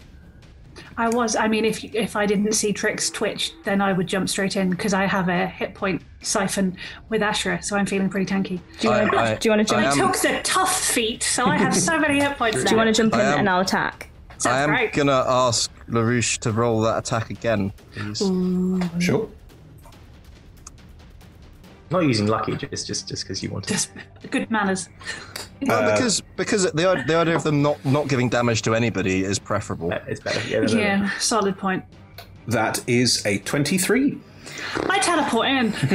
And I'll Going, say, sorry, Ash. I'm not using lucky on any more attack rolls. Bloody hell! Sorry, they have a plus 11 to hit with their attack. That's fair. I will sentinel attack. Hang on. So Percy dives in and takes the hit? Yes, sorry, Ash. Cool. You take 22 points of piercing damage and 11. 17 of necrotic damage. Ouch. So 19 each. Right, I think. Hold on. No. Let's calculate them separately because they round down, they halve and drop some points drop off. So that's 5 of the first one. And what was the second damage? No. It was 22 points. 22 so 11. and 17. 22, so 11. So then and 17, 8, so 19. So 19. Yeah, you're right. Sorry, you're right. That's right. And you may, of course, use a sentinel attack to strike out. That is a natural 20. Oh, come on! So I will Weapon. Eldritch Smite. Sure. I have Holy Weapon as well. Yeah. Which means they will be prone for my damage. turn, which is coming next. And they're Yeah. a vampire. What you get for is very Christmas? good. Holy weapon. Yeah. I'm sorry, this is just going to take me a little bit of time because I've Yes, got because you have to double everything, and there's a lot of things to double because Holy Weapon doubles as well. It all doubles. Right, well, the Eldritch Smite alone is Fuck yeah. 62 points of damage. Is that doubled already? Or? Yep. Yeah. Cool. Ask. The 2d6 from the Knuckle Duster, which won't let me... I'll just roll that twice. 62 add 5, that's 67. 71. I'm not done yet. You haven't rolled the Holy Weapon yet, have you? 71 add 19. 90. 90. 90, and then I still need to roll Holy Weapon. One sec. 1, 2, This is 3, good. 4, Unbelievable. 90. Add 19, so that's 109. And they are knocked prone. Very nice. Yes, LaRouche appears behind Aldrin, very clearly in a, well, someone cast a spell and this is the way to break them, I know this, I'm not a fool, and suddenly, boom, just a punch in the face as Percy sort of takes the bite that is more of a like, whoa, as Trix just like literally cold cocks through, just boom, hit the deck, and they just... I will take the opportunity to prowl on top of them and go, fly, Zoe. Aldrin's head just spins around so fast it almost gives him a whiplash and he goes, whoa! He has a hand up. I have a question. If Trix teleported in, am I in the teleport as well? I didn't teleport, I'm already there. You're already there, you're all you're now already in a there. clump. You're in a very definite clump now. Okay, you just hear a woo! Right, Trix, it is your Shall I take turn. my turn? I will, as a bonus action, cast Text Blaze Curse. Please, do that. Do that. I haven't even shifted yet. Right, what am I doing? I'm going to hit it twice. You're going to hit them twice. You have advantage on the attack roll because they're prone, and you've Hexblaze Curse, so your chance... I don't even need to do it recklessly. Yep. Right, well, that's a 16 on the die, so I imagine that's going to hit. Yep. 24. Yep. Second one is that's a 19 on the die, so that's another crit. So I will, I'll Eldritch Smite on that one. Yeah, sure. So, let me roll the first one. Oh my god. I have chosen wisely. I mean, that's a 12 on the dice. On the first one, so that's 22 add 6. That's 28 points of damage on the first one. No, plus 2d6. Oh my god. Plus holy weapon for every single attack. 22 add 6, 28. That's 31 points of damage on the first one that I didn't smite on. And then I crit on the second one again. Oh my god. Hang on. Do you add holy weapon to the first one? Yeah. Cool. 1, 2. 1, 2, 3, 4. 1, 2, 3, 4. Is that all the dice I need to roll? I don't know, No, Is it? I also need to roll another 12d8. What's this? I need 16 of those. 15, 16. I'm sorry, D&D Beyond is just rolling all of those dice. I'm just going to claim credit for like 48 of the damage you do. Another 90 points of damage on the second crit.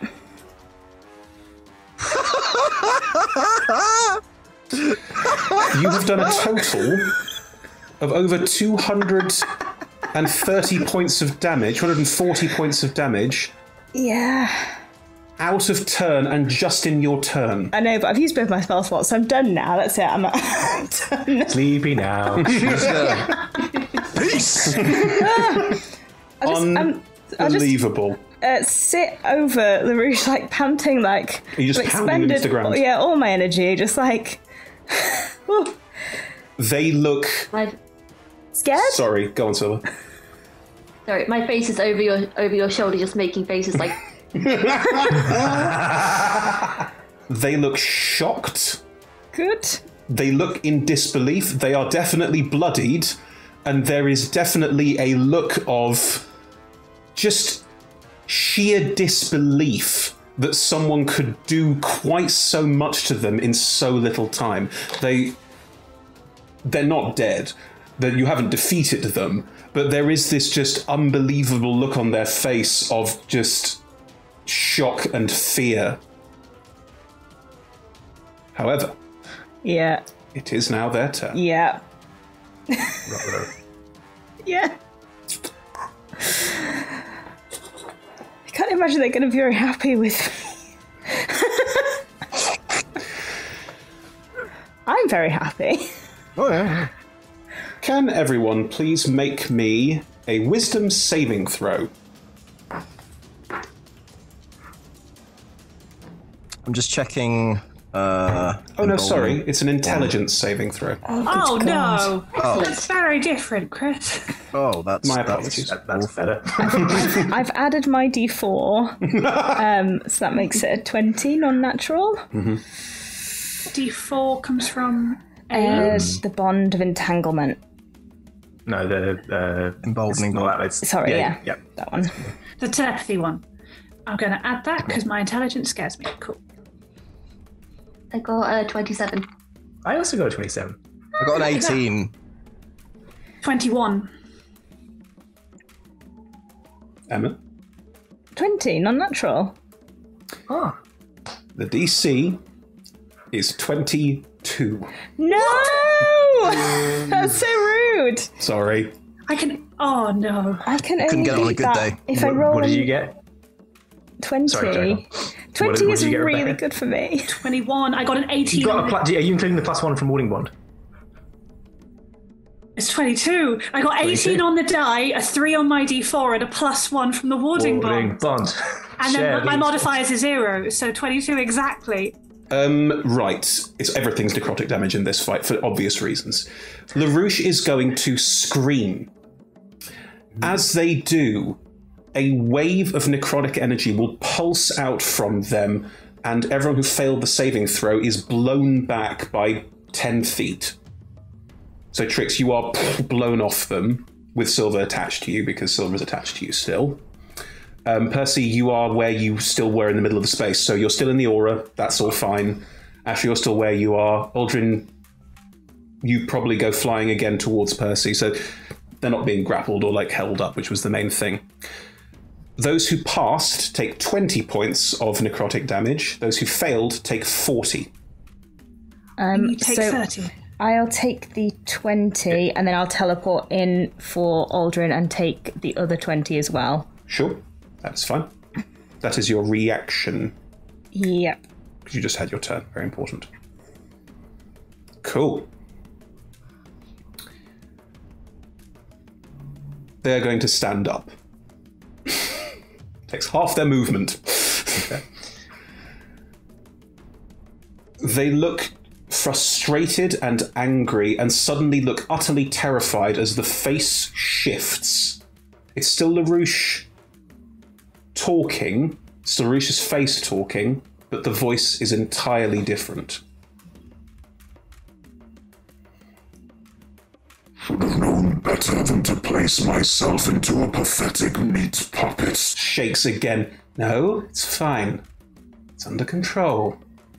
It's all under control. And they are going to fly straight up for 20 feet.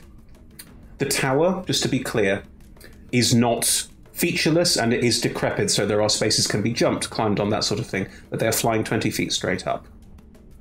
That is the end of their turn. Silver. Cool. Well, first things first, I would like to detach myself from Trix after giving T a bit of a hug and just say, glad you're alive, buddy. I'm going to say it's a free action. Go. What do you mean? I'm glad you're alive. I mean, let's be fair, Silver. At this point, you have jumped around the battlefield about 4 times in less than 6 seconds. So, you know. there was a hug in there. Yeah, fine. Cool. Can I use my reaction on my turn? There's no reason that you couldn't be able to, as long as the trigger for the reaction is met. I basically just want to pinpoint where my dad's soul is. And drag your dad into the soul trinket, as you said. Yeah. It is slightly against what your ability can do, so I'm going to ask you to make a roll for it, but it's not a high DC. Okay. Can you make me an Arcana check, please, to try and change your ability to allow you to do this? Yes, I can. Ooh, okay. Well, that was a 19 on the dice. Yes, you're fine. Totally. As you step back, you take one of your soul trinkets. They're all currently full, so you probably have to crush one or something. I'm not sure. I crushed one. They're just like a little ghostly spirit just goes, and I just walked them away. No, I had so much more to give. Just murdered someone's soul. Just there you go. Right. And you reach out into the soul streams, which are still flowing into Larouche. They can't hide particularly well for semi-obvious reasons. And one of the souls will detach from it and float down, and you can capture your father's soul in an amulet or similar. What's the trinket that comes from it? It's attached to a long chain around my neck, and it's kind of like a little bit like a silver teardrop shape, and it's relatively ornate. Lovely. You have that now. Excellent. Okay, cool. So Larouche has flown upwards, right? 20 feet, yeah. 20 feet. Can I spider climb up the wall? Yeah, the tower is. It looks like an ancient tower. It's brick and mortar to a certain extent, so you don't know fully where it is from. But it has plenty of foot and handles for climbing. And if you spider climb, you can then leap off and hit them in midair if you want to. No problem at all. Stay within 10 feet of me. Oh yeah, crap! I forgot about that bit. I will try and stay within 10 feet of Percy, but then I will try and throw the stake to. Hey, whatever floats your boat. Yeah, you climb up.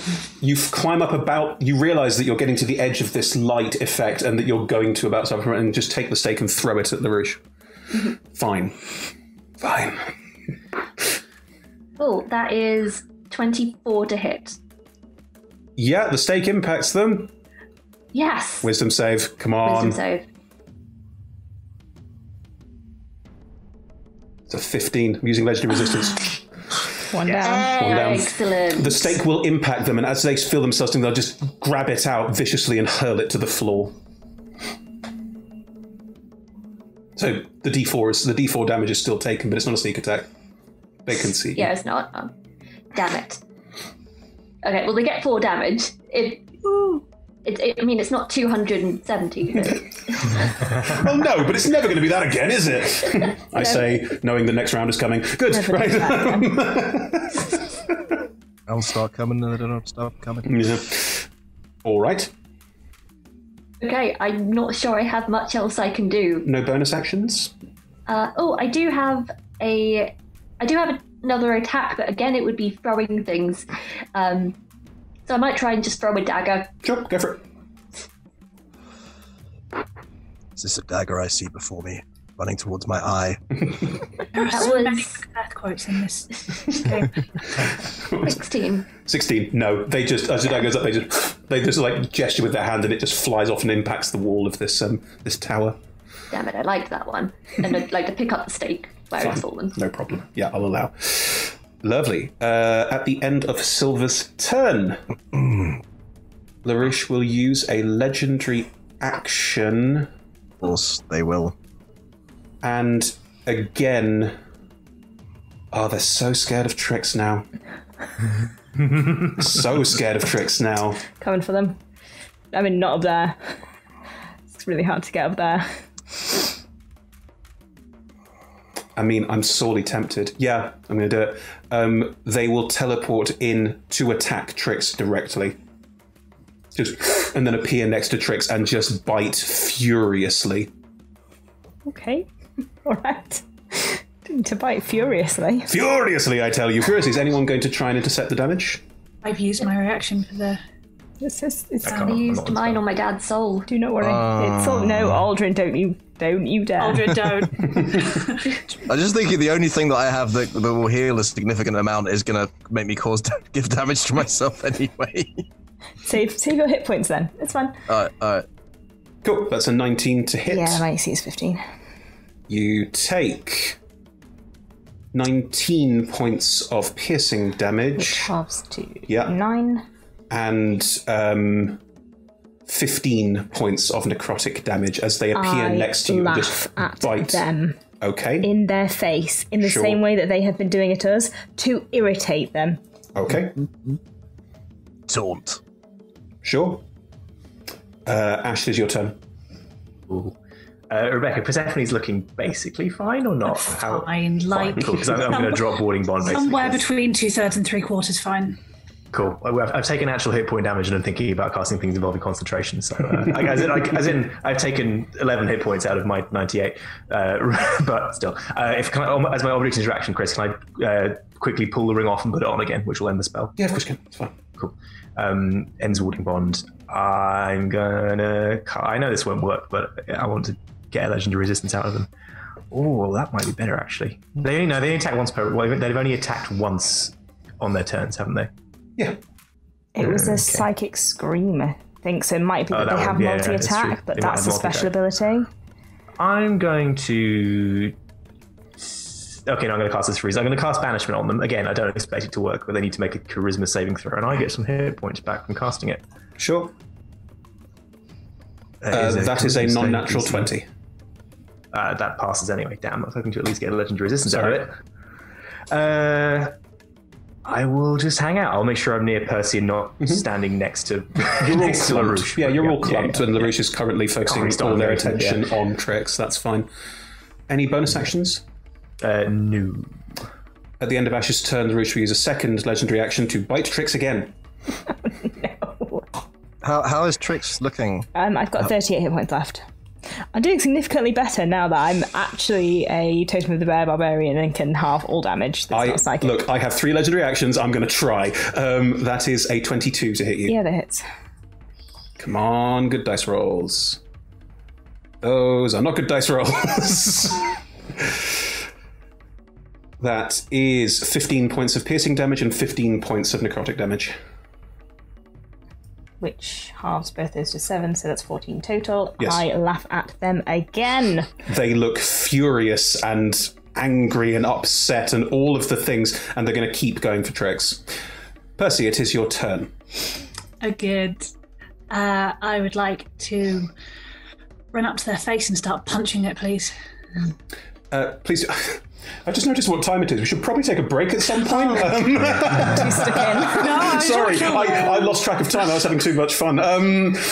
Are we okay to start with you punching them at the beginning after our break? Is that okay? I think I'll manage to remember. It's a really unique choice for Percy, but I think I'll pull it I normally off. have a slightly better break planned, but you lot. 200 and what?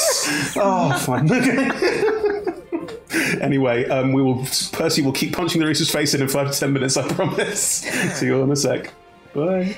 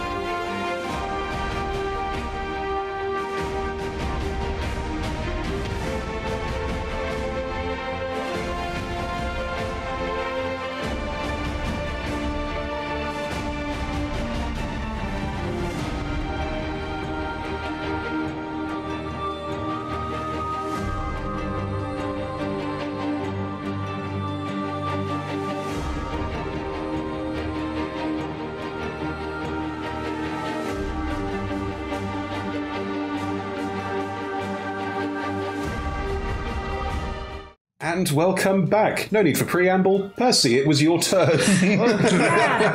Oh, I forgot what I was going to do. Was it incredibly complicated and strange spell? It rhymes with lunch. I think, I'm going to maybe go and try and punch Larouche's stupid face, please. Larouche is currently standing basically next to Trix, biting furiously at Trix's neck and shoulder. Try and get up in the middle of that. Okay. Really. Please do. I'm going to roll all 4 because I'm definitely going to want to hit them as many times as possible. That is fair. Oh no. How many 20s did you roll?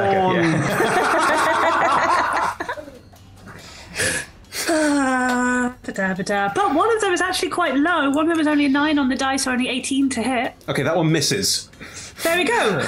Grasping at that one miss. And then the others are a 23, a 29, and a 29. And the 2 29s are both crits? Yes. Cool. Those 3 hit. Cool. So that's 5 of everything that I'm rolling. Yes. Oh, I'm feeling lucky. Could Larouche roll a Constitution saving throw, please? Because I've barely done it once this campaign. Interesting. Fantastic. Not their best stat. Out some legendary resistances. Not their best stat. Oh. Yes. I've rolled a 14. The DC's a 15. Legendary resistance. Using it. No way am I being stunned right now. How many of those do you have? 3. Okay, and that's 2 down.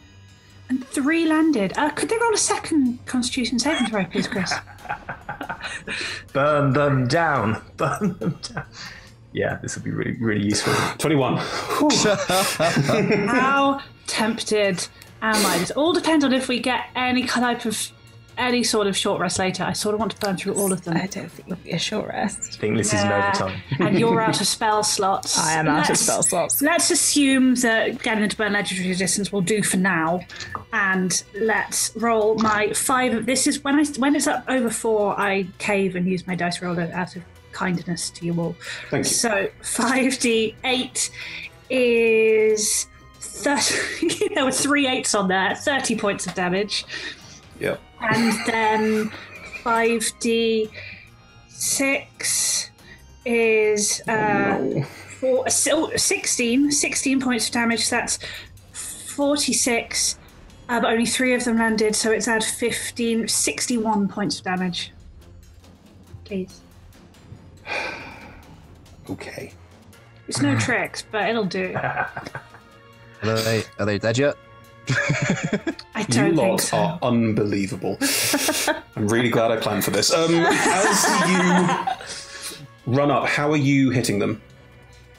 I think rather than her usual, just charge and swing, Percy will tactically try and burrow a little to get in between Trix and Larouche, because this is looking nasty. And as just punch it to the face, cross and hook and across and hook. Yeah. And as she pummels, just going, I thought this was going to be hard. I should have brought my baby sister along for some training. Just trying to get distraction away from Trix, because Trix is looking bad. So being as irritating as possible. As your punches drive in and as Larouche gets pushed back from Trix, where they're currently trying to sort of bite and defeat this thing that was doing them so much damage, they stumble back and again the face shifts. Fine.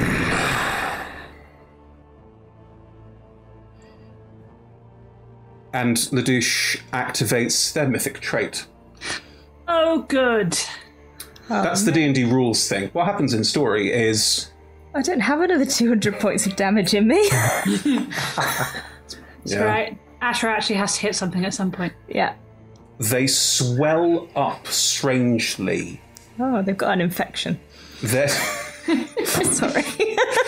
Their torso seems to grow up and almost grows a sort of strange octopus-like lower half. They go from being medium-sized to being large. It's Ursula!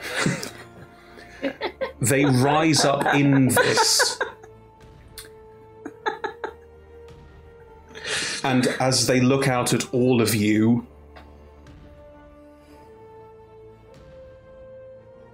maybe a god is what truly needs to be happening to take you down. Do I feel anything when I hear that? Interesting. It's a voice you've heard in your dreams before. Oh no.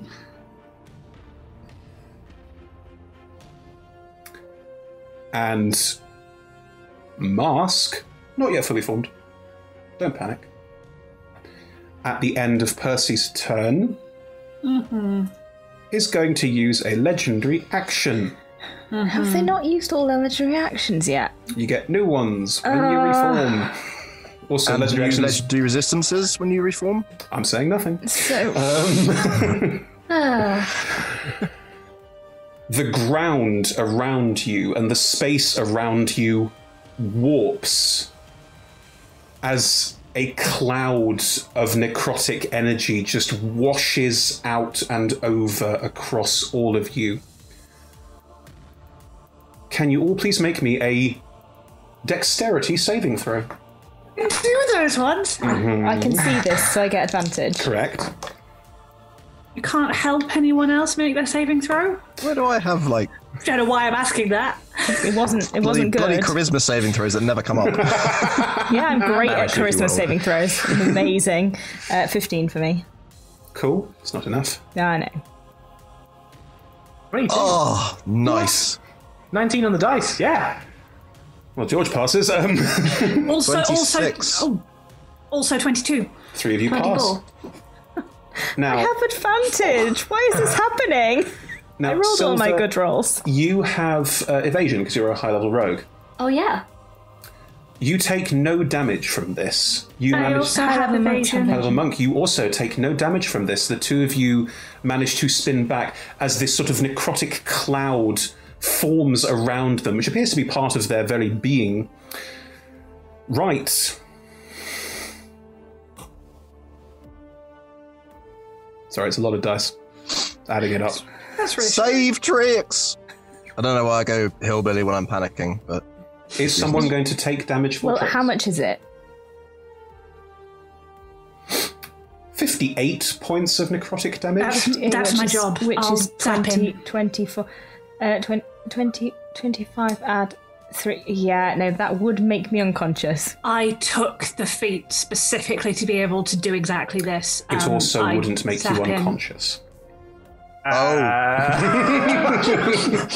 good heavens. You do have Death Ward.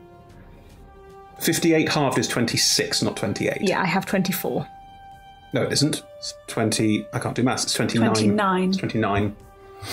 Okay, so Percy, are you taking the damage for Trix? Yes.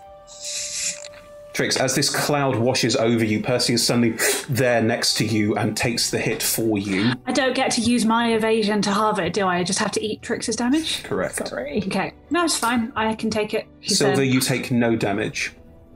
Ashra and Aldrin, you both take 29 points of damage. I will jump. This comes off your hit point max. I'll jump in for. I'll jump in for Aldrin because that will be half for me, and I'll take half of that, which is something. Half of 29, round 14. down is 14. Yeah. Wow. So I take... Sorry, Trix, you don't have a reaction. It's not been your turn yet, and you used your reaction to do something a while Previously? ago. Yeah, sorry. I'm afraid you can't do sorry, that. I take 58 off my hit point max. Yup. Oh no. Ow! Okay, I'm suddenly down to 62 hit points from 120. This is upsetting. This will mean I have to make a con save for concentration. I Correct. don't know how Silver's feeling about tanking. Well, it's about time. Do you want to use your reaction to tank for Aldrin? Oh shit, you can't. Oh yes, yeah, I did cast Emboldening Bond on you because we had your body. It was me, yeah.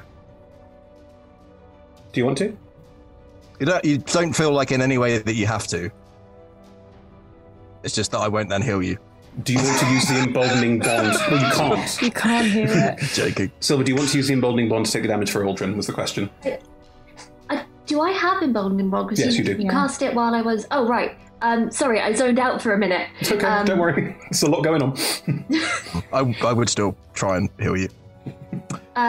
Yeah, sure. Okay, in which case you don't halve damage, so you take 29 points off your hit point max. I've got 2 greater restorations, that is it. Cool, right. Is anybody able to tank that so I can not have to make a concentration? Tanked Trix. I've used my reaction. Fair enough. How much? I don't have a reaction either. Oh, that's cool. How much damage was it, Chris? You save, so 29. That's off my max. Hit point max. Which was at 92. Sorry, yes. So I'll take 24 off on Beyond because it just makes it easier. Sure. Cool. Make a con saving throw. Do you have Warcaster? I can't remember. I don't know. I was persuaded not to take it. In which case, roll me a con check. Yeah. To maintain concentration on Holy Weapon. DC 14? I'm going to use a luck point. Sure. Fuck me. Oh, I can't use the D4 on these anyway. Or can I? Why not? I think saving throw. Okay, in which case I will, because I didn't need it for this one, because I previously.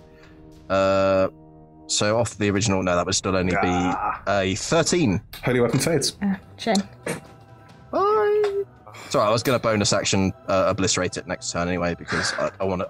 There's a better thing that I can cast to try and save us all. Don't worry. Because of all this necrotic shit. Scarier than it was. Well, yes. Suddenly quite bad. I mean, you're now facing Larouche/Mask, so you know.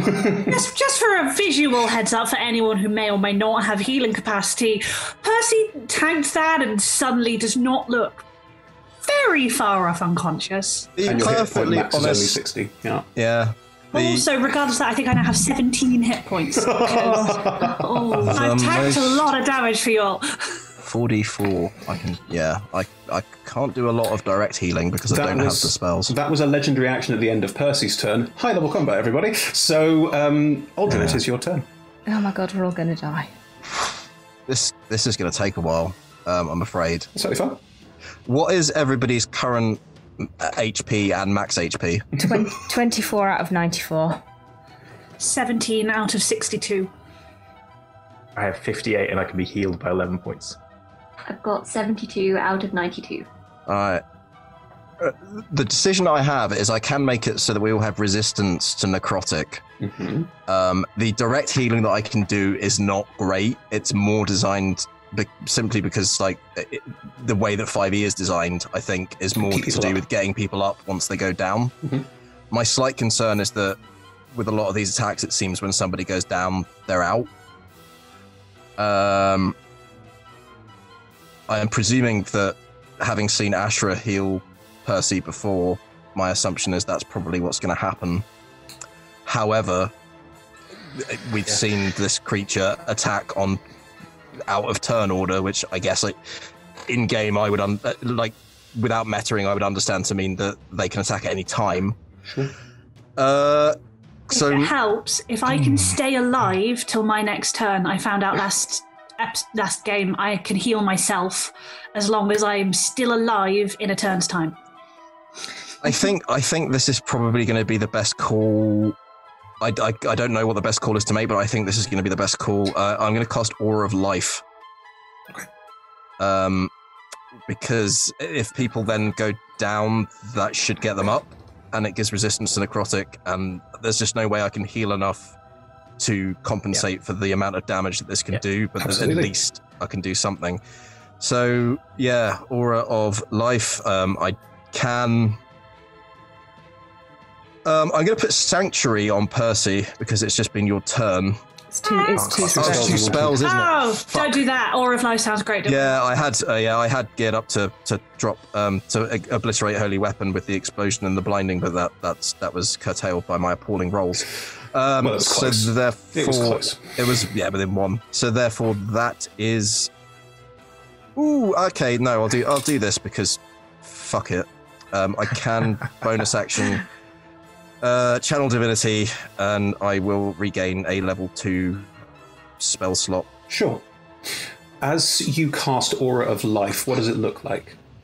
So it is literally this dome that bursts from the holy symbol on my shield, sort of trying to push back the darkness with this harnessing of Timora's will. You can see the sort of the strain etched on Aldrin's face as he's trying desperately to kind of focus and channel the conduit of a god against effectively another god. And that you kind of sense this sort of dome of light just coming down over all of us and filling you with a sense of vitality, where even though you've been drained, there's still there's a lessening somehow of the pain that exists. As you do this, and as your symbol of Timora flashes and grows out of you, Larouche/Mask will lean, and leaning forward is now like the whole body just like almost snakes forward. Adorable. Well, Aldrin, how the tides have turned. Nice try, King Canute, but nobody can hold back the sea. Or whatever the equivalent of King Canute is in Faerun. King It works. Nut. King Nut. Please not. Right. Aldrin, that is your turn. Trix, is your turn. I'll bonus action shift, which gets me 14 temp HP. Sure. Hang on, let me just add that before I forget to do it. Sure. I assume that because it's the same creature, my Hexblade's curse is still active? still Yes. still up. It is. Are they within reach? Can I hit them? Yes, they are. Are they undead? Technically, yes. Good. I will attack them recklessly. That is a 22 to hit, Just hits. and that one's a 20, so I'll roll the thingy. 21. Doesn't hit, I'm afraid. Fine. You got a D4 from a Molten Point. Yeah, I rolled it. Yep. Oh, sorry, I'm paid. Yeah. So that is a grand 21 points of damage. Still, you... I am done. Would you like to describe how you punch a god? Just the same way I punch anybody else. You run in next to this and just start wailing away. And again, Mask is a dead god trying to reform with souls and the help of a mortal creature who already looks significantly fucked. Mask recoils from the Mace of Disruption. It is not nice for undead things, and not definitely a doesn't mace. like it. It's not a mace. Yes, sorry, your Knuckle Duster of Disruption. My bad. Yes. Good. Right. It is now Larouche/Mask's Oh, sorry, turn. there should have been 2d6 as well. Might make all the difference. We never know. 4. So with a 4. 4. If they get below 25 hit points, let me know. Have they now died with the 4? No. Rebecca, you want to say something? You want to say something? No, I was thinking about Holy Weapon and then realised it had gone. Yeah, no, it's Right, not so... anymore. Right. On their turn. Here we go. What am I going to do? Really wish I'd had the chance to cast Hero's Feast. Yeah. Larouche is going to strike out. Same biting strike, but now with this sort of strange otherworldly other-bodiness. It is like over an almost wider range and just lashing out repeatedly. The first one will be towards Aldrin. That is a 26 to hit you. I'll jump in. Okay. You are both standing inside the aura of life, so that is 23 points of piercing damage, halved for you. 23. Yes.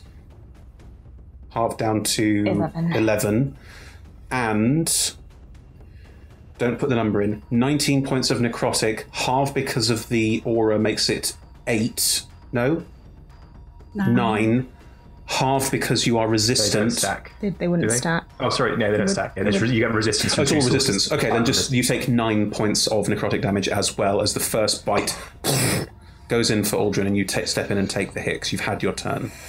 That's all my temp HP gone. The second one will be at Aldrin again, frustrated that they... Can I be in the way? Interesting. No. because they have range. They have quite a significant range, so they can get around you if they need to. This whole body sort of moves in an almost weird snake-like fashion out of this central mass of amorphous black tentacles. So that is a 31 to hit you, Aldrin. Ouch. No, it doesn't. That is 24 points of piercing damage. Yep. Make me a con save. Actually, no, it's all 1 damage because it's all 1 damage roll, isn't it? Yep. Concentration check? No, it's on the whole thing because it's plus damage. Okay. So it's 17 necrotic on top of that. 8. You have to roll me a con save of 40... Sorry, maths. 41... 20. To maintain Aura of Life. You do it. Come on. I'm just going to be making this noise continually now. Hang on. What did you roll? Because I can only see the dice roll. That's a 12. And I can That's add a 14. So you couldn't add up. Wouldn't be enough. Yep. No. The Aura of Life. How much damage did you take? 34. No, sorry. 41 total. Oh, yeah. Okay, yeah. Yeah, that was the thingy plus the thingy, yeah. So I'm down to 22. And the Aura of Life fades. And the Aura drops. Yeah. Alright, I'm just rolling it all on one bloody gamble next time around if I get that far. Cool. That is the end of their turn. Silver. Is there an ally within 5 feet? Oh, tons, yeah. Okay. I'm gonna try and stake the motherfucker. Okay. Okay, let's see how this goes. I got a nat 20, so that's something good. Yeah, their AC is 22. You hit. Excellent. So that was actually a 30 to hit. Cool. And it's a sneak attack, and it's all doubled because you critted. Yeah.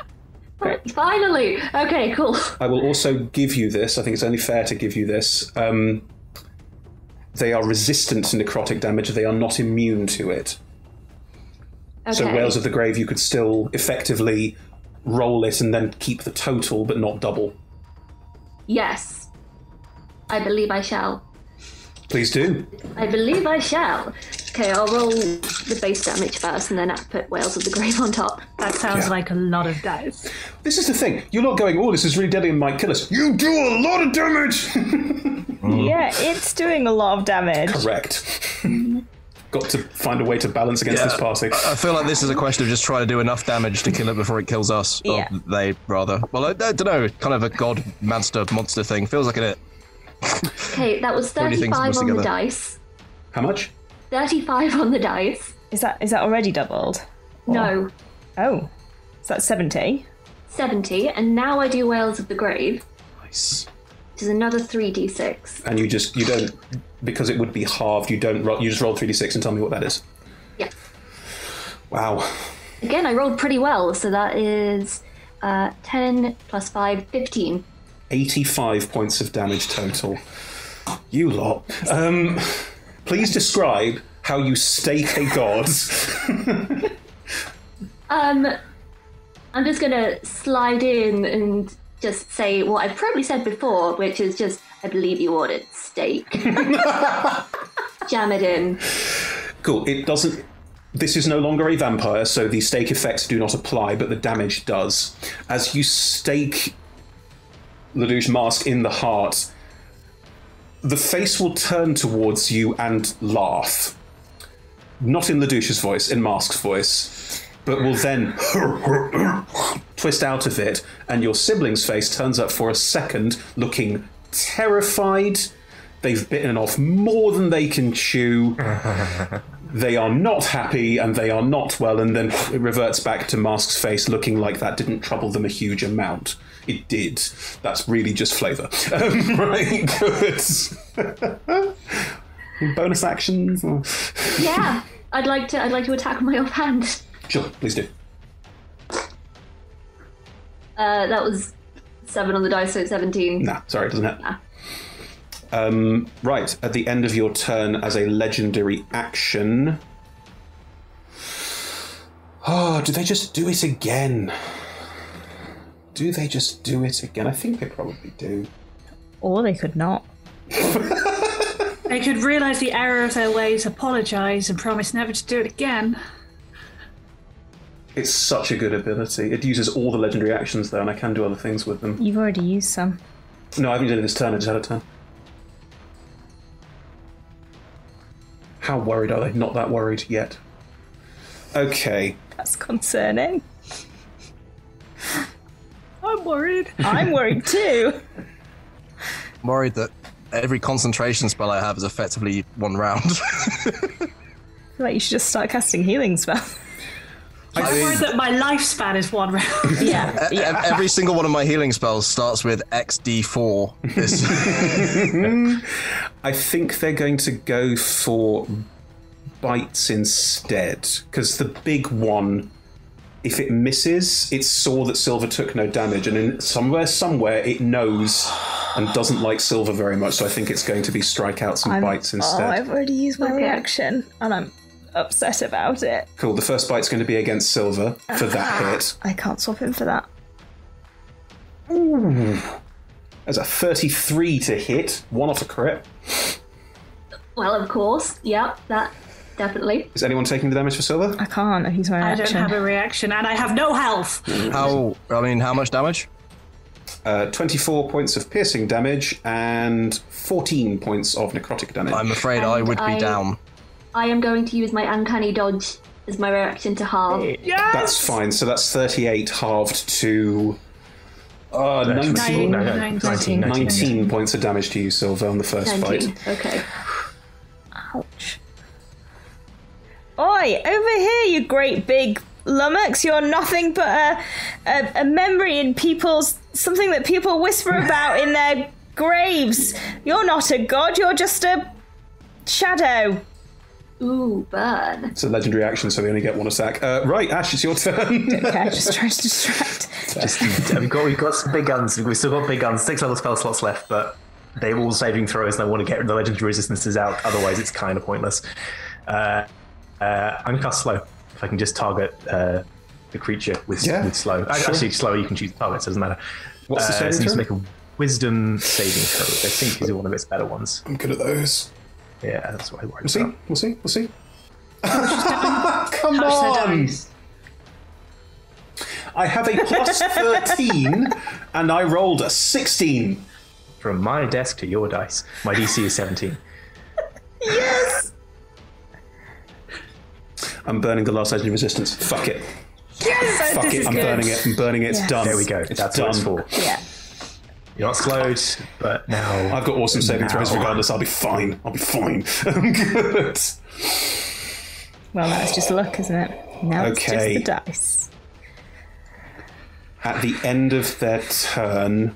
At the end of Ash's turn. At the end of Ash's turn, I'm sorry. At the end of Ash's turn, I'll use my second legendary action to strike out at Trix for that comment. Now Trick starts. God really does take the bait quite easily. Yeah. 22 to hit? I mean, yeah, also you should roll with advantage because I was reckless. You've got your thing, right? You'll bounce back. Well, it is better. It's 23, Yeah, I've but got it's that not forward. a crit. That is 14 points of piercing damage and... It's 23 points of necrotic damage, which is close to max. I that would knock me over, but I come back with 1 hit point because of Death Ward. Alden, how does your Death Ward kick in?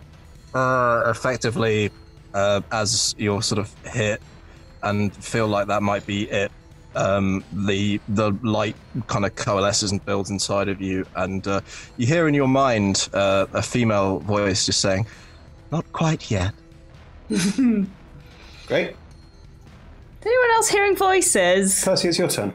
Right, seeing this.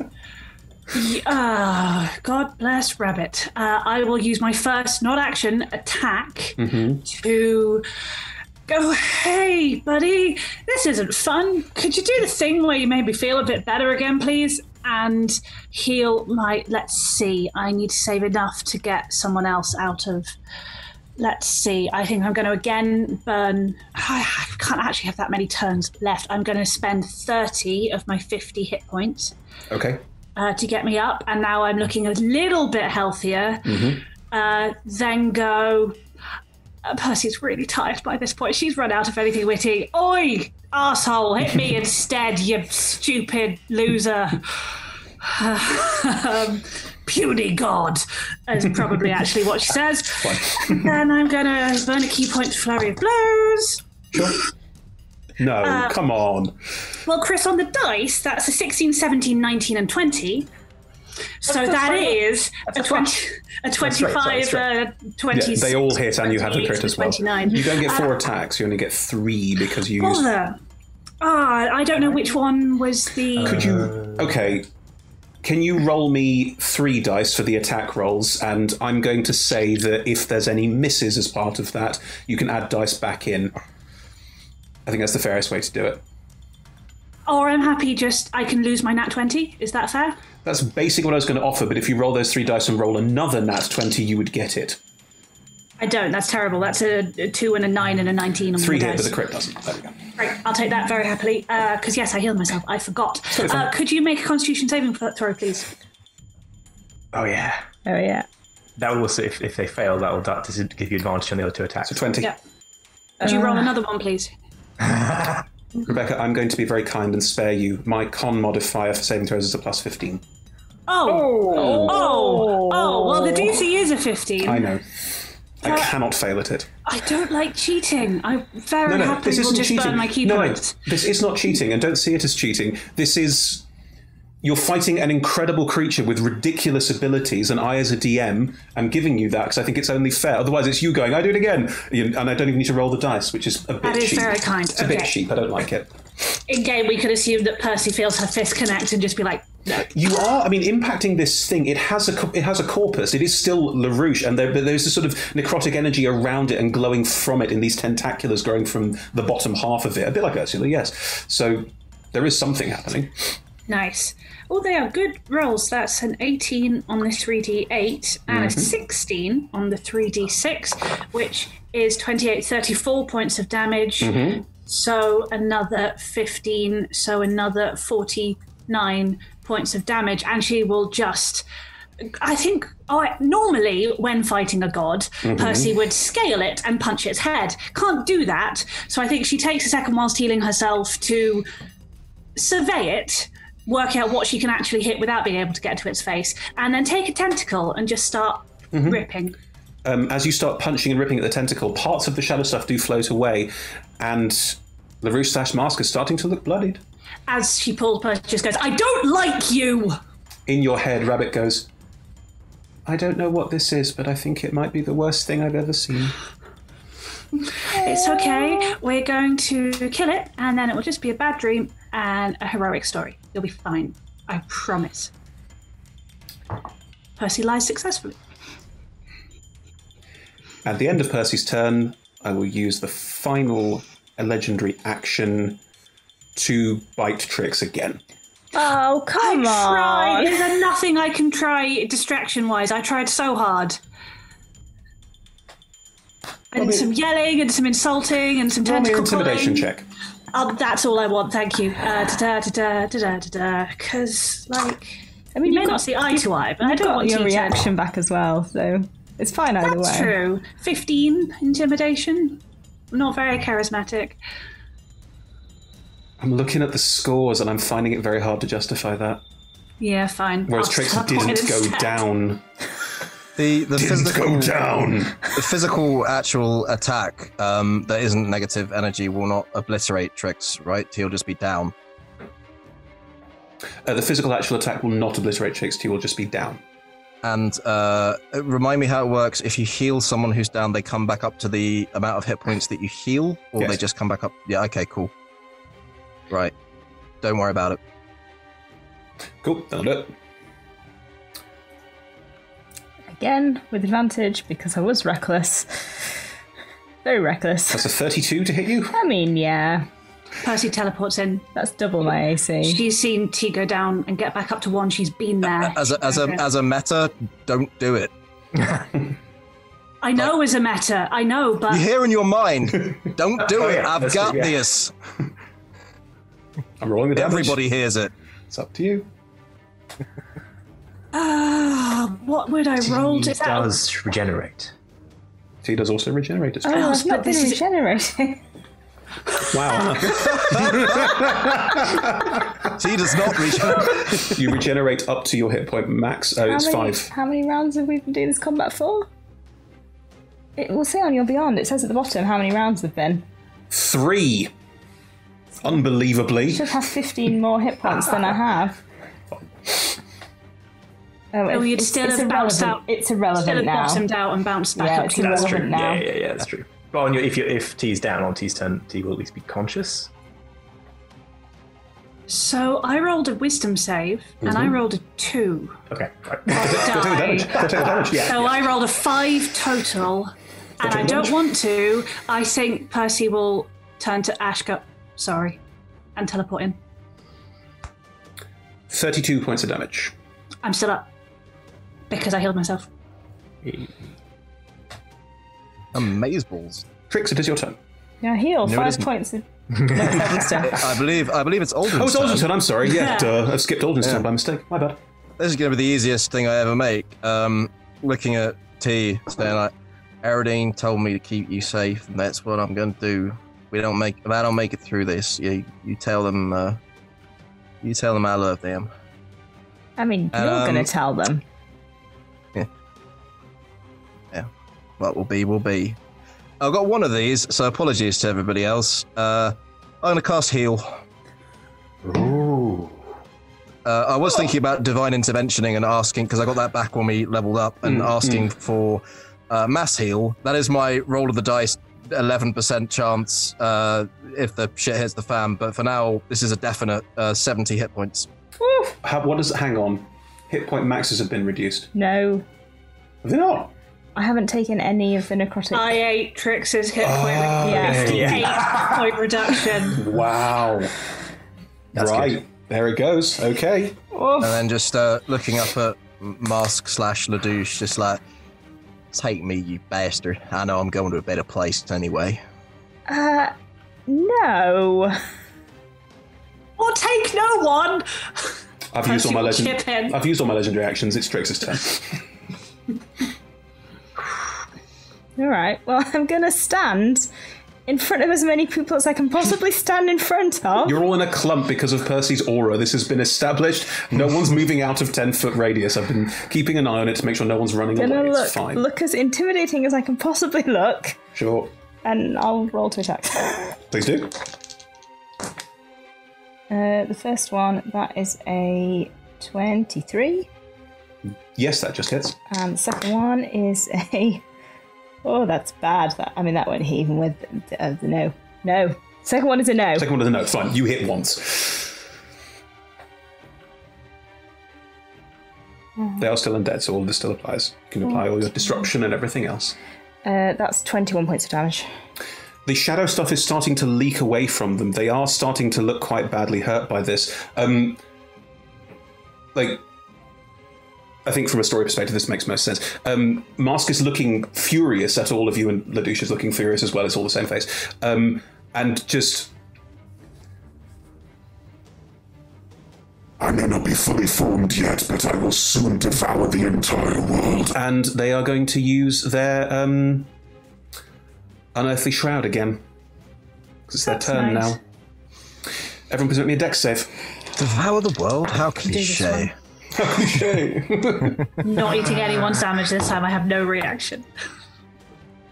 This is gonna hurt. Oh my god, how again? 16. George, I don't believe you. Unbelievable.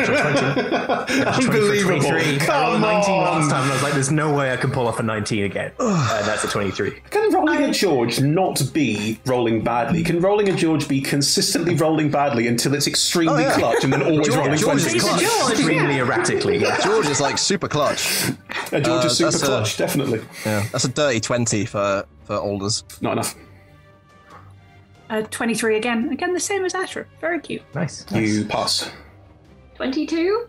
You do not pass. You can add your D4. Have you added your D4 from Emboldening Bond? I have not, actually. You may pass. You will pass. It's a 23 to pass. Yeah, that's an extra 3. Oh, and also I have a 24 because I still have my plus. No, I it's don't. gone. You No, dropped you the don't ring. anymore. Yeah. I haven't been adding it. Don't worry. Okay, so Trix takes full damage.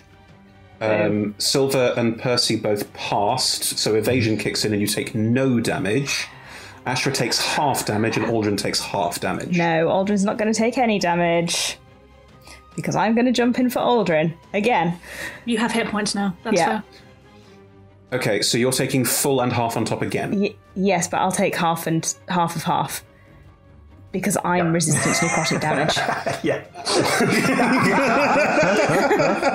I'm sorry, I didn't know we were playing Magic the Gathering tonight. But hang on, just to check.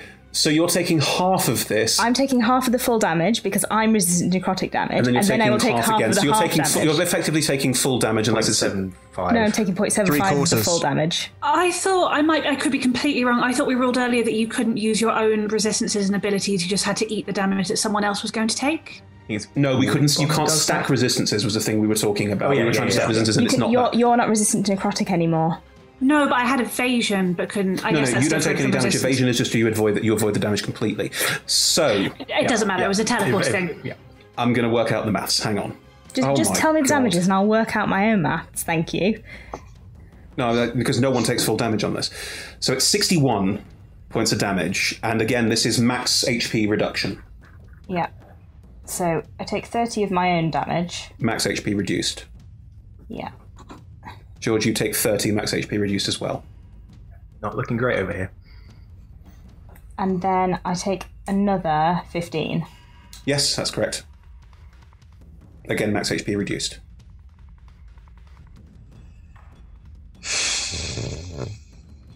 I have to roll to get it back, people. Right, I'm down to. I'm down I did to. wonder. That's why I didn't use it last turn. You're down to what? You should have taken 45 points of damage, and it's also 45 off your max HP. Yeah, it's not done it. It's not done it quite right. Hang on. You'll manage. Cool. That is Larouche / Mask's turn. I get all my legendary actions back. Silver. Hooray! Okay. Does it look like the stake did any stakey action? It didn't stake like you would expect to stake a vampire. It did damage like you would expect to do damage, but it didn't impact and there was no saving throw. Okay.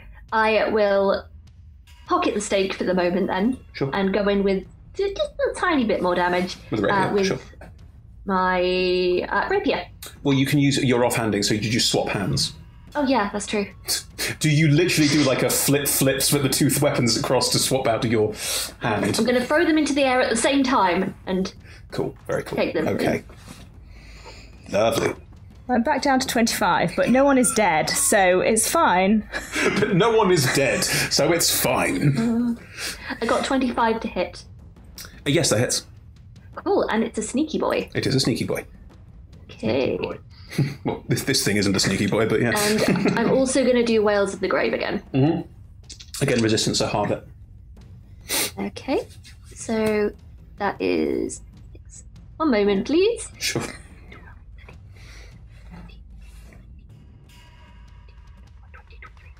Five, 25, 5, 7, 28, 29, 30, 31. So that's 31 of the regular. 31 Stabby. stabby slashy, yes. Yep. And then 6, 7, 8, 9, 10, 11. That's 11 on the dice for Whales of the Grave. So another 5 on top of that. Another 5. Okay. Bonus action? I'm going to stab him again.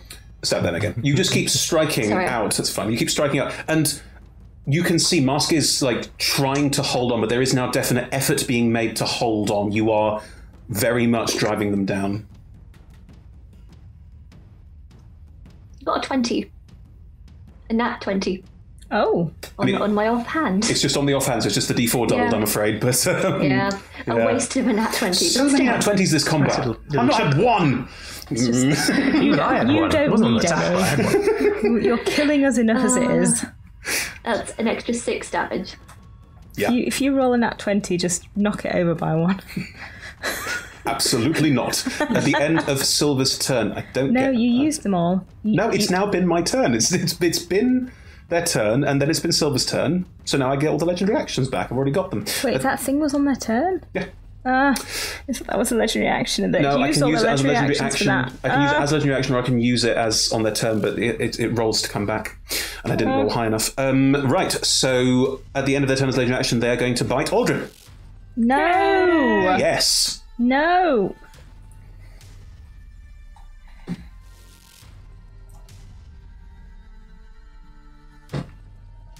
That is a nat 1. Yes! Yay! They're starting to get unnerved by all the damage being done to them. Timora, protect you! Timora, protect you.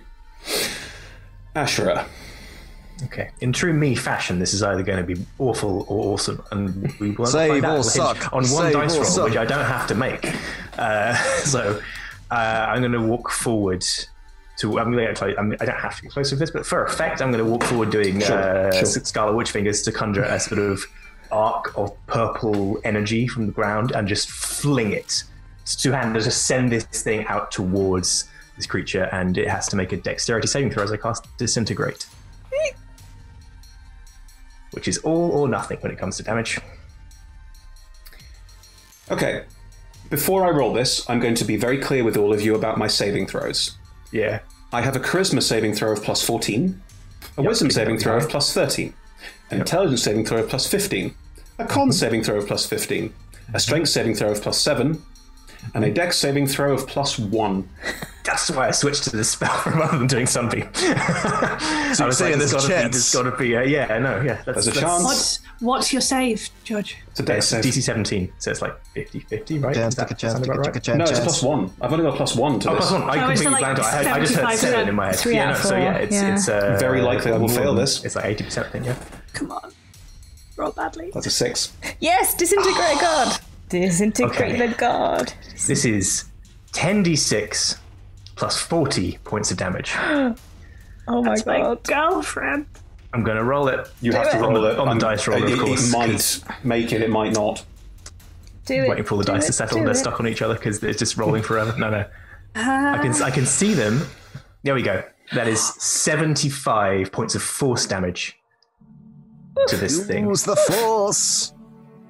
Please describe how you'd annihilate a god. Yes! I think I've tapped. This isn't necrotic damage, but I think I've tapped an element of the negativity of this place, the nullification, which is again Ashura's specialty. So bending that into something that can unmaking in that way, and just turning it back on it, and just sending this arc wave through it, and not even shattering it. I think just draining it in on itself as this energy splits it apart. As you drain it, and as it is split down, you tear Mask from Larouche's body. And as you tear Mask out, the silver threads go with it. It is all torn out and removed. And as you drag it up and squash it down to absolute nothingness, the silver threads all pass out and start to pull back out of the top of this tower. You hear in your mind, I will try again. and then nothing. Stay in the void. Oh. Larouche is on the floor in front of all of you, not dead, unconscious. We are out of initiative, and frankly, well done to all of you. Yeah, good work, everybody. That was dicey. That was an incredible fight. Tough. Take them. Okay. They're down and they're staying down. You go over to them, they're on their back. If you roll them over, they look up at you, see you. Well, all for nothing. Go ahead, sister, make it quick. Why did I let you talk? You know, I just want to say something very quickly. You remember a few hours ago, oh God, it was a few hours ago, when you said that I was loved and you were groomed to rule. Yes. I did love you. You just proved that family love is not unconditional. You screwed this up.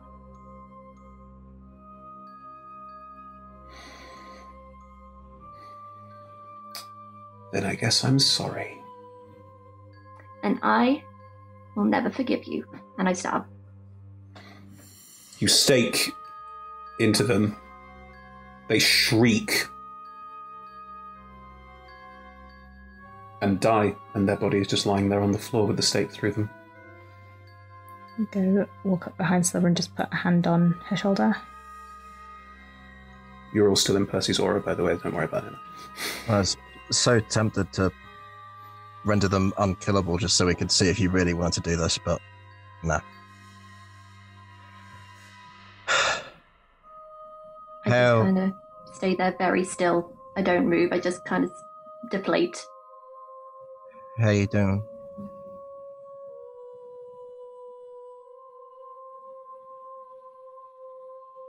So they, looking at your soul necklace, is there anything to indicate that it's the soul of your father?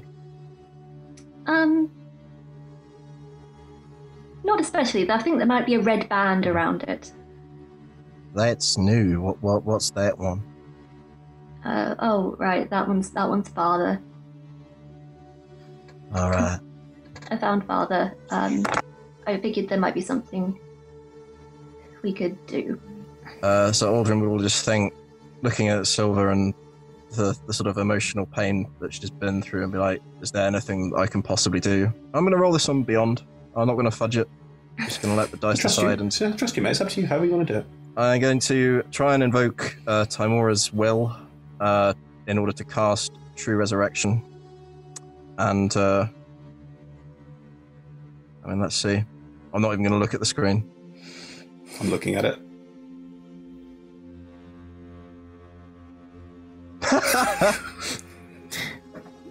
Couldn't be further away.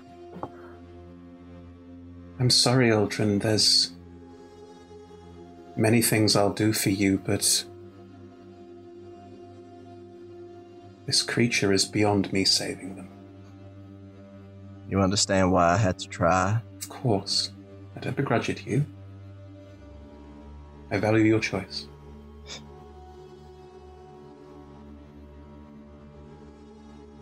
Could we go home? Yeah. Silver, I said we'd go home. Ready? Be ready as I'll ever be. Key. Do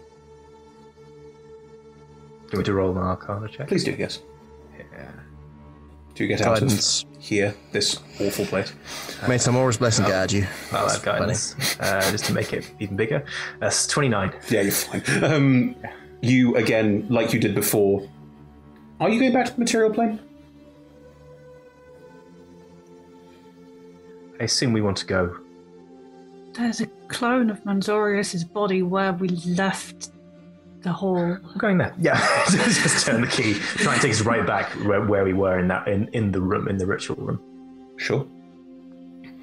You press a key into reality and turn, and again, a portal like you've seen before. The sort of orb appears on the other side of it. You can see the high hall. You can see where you were. It is now basically abandoned. There's no one there, and it's still in ruin, but you could step through relatively easily if you wanted to.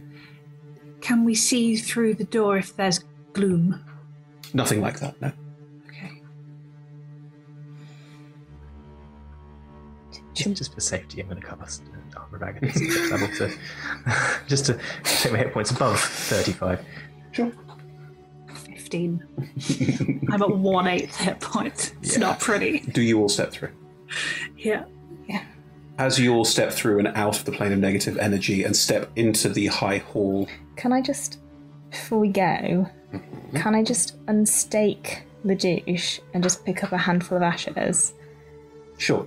As you unstake the Larouche, they're not ashes yet. As you unstake them, the body fades away as before, and you can take a handful of ashes if you want. As I see them nod away. There's just a little sob and just covers the mouth and looks away from everyone. I want to put the ashes somewhere safe. Sure. And I will take the stake. I mean, does Silver let you take the stake, or is it Silver? I'm not necessarily like taking it to have it. I'm just taking it with us. Sure, that's fine. Yeah, like by all means. Cool. You have a if stake she in a has- pouch of Larouche dust. At the sob, Percy, just as we walk through, Percy will just put her arm around Silver's shoulder, if that's okay, and be like, "You were really brave. You did really well. And feeling terrible right now means you're not broken. You're okay. It will be okay." You don't get an answer, you just kind of get Silver moving a little bit closer to you. I'll, turn it into a proper hug. As the five of you step through into the high hall, and I'm assuming, Asher, you close the portal behind you. At this point, it is early evening, so it is not like particularly bright out, but you don't get the pervading sense of gloom that you did before. As you step out, you don't hear any shouts or fighting from outside. Everything appears to be relatively quiet. Manzorius' body is still on the floor, if you want to go over to it. The body is undead. It is a vampire body.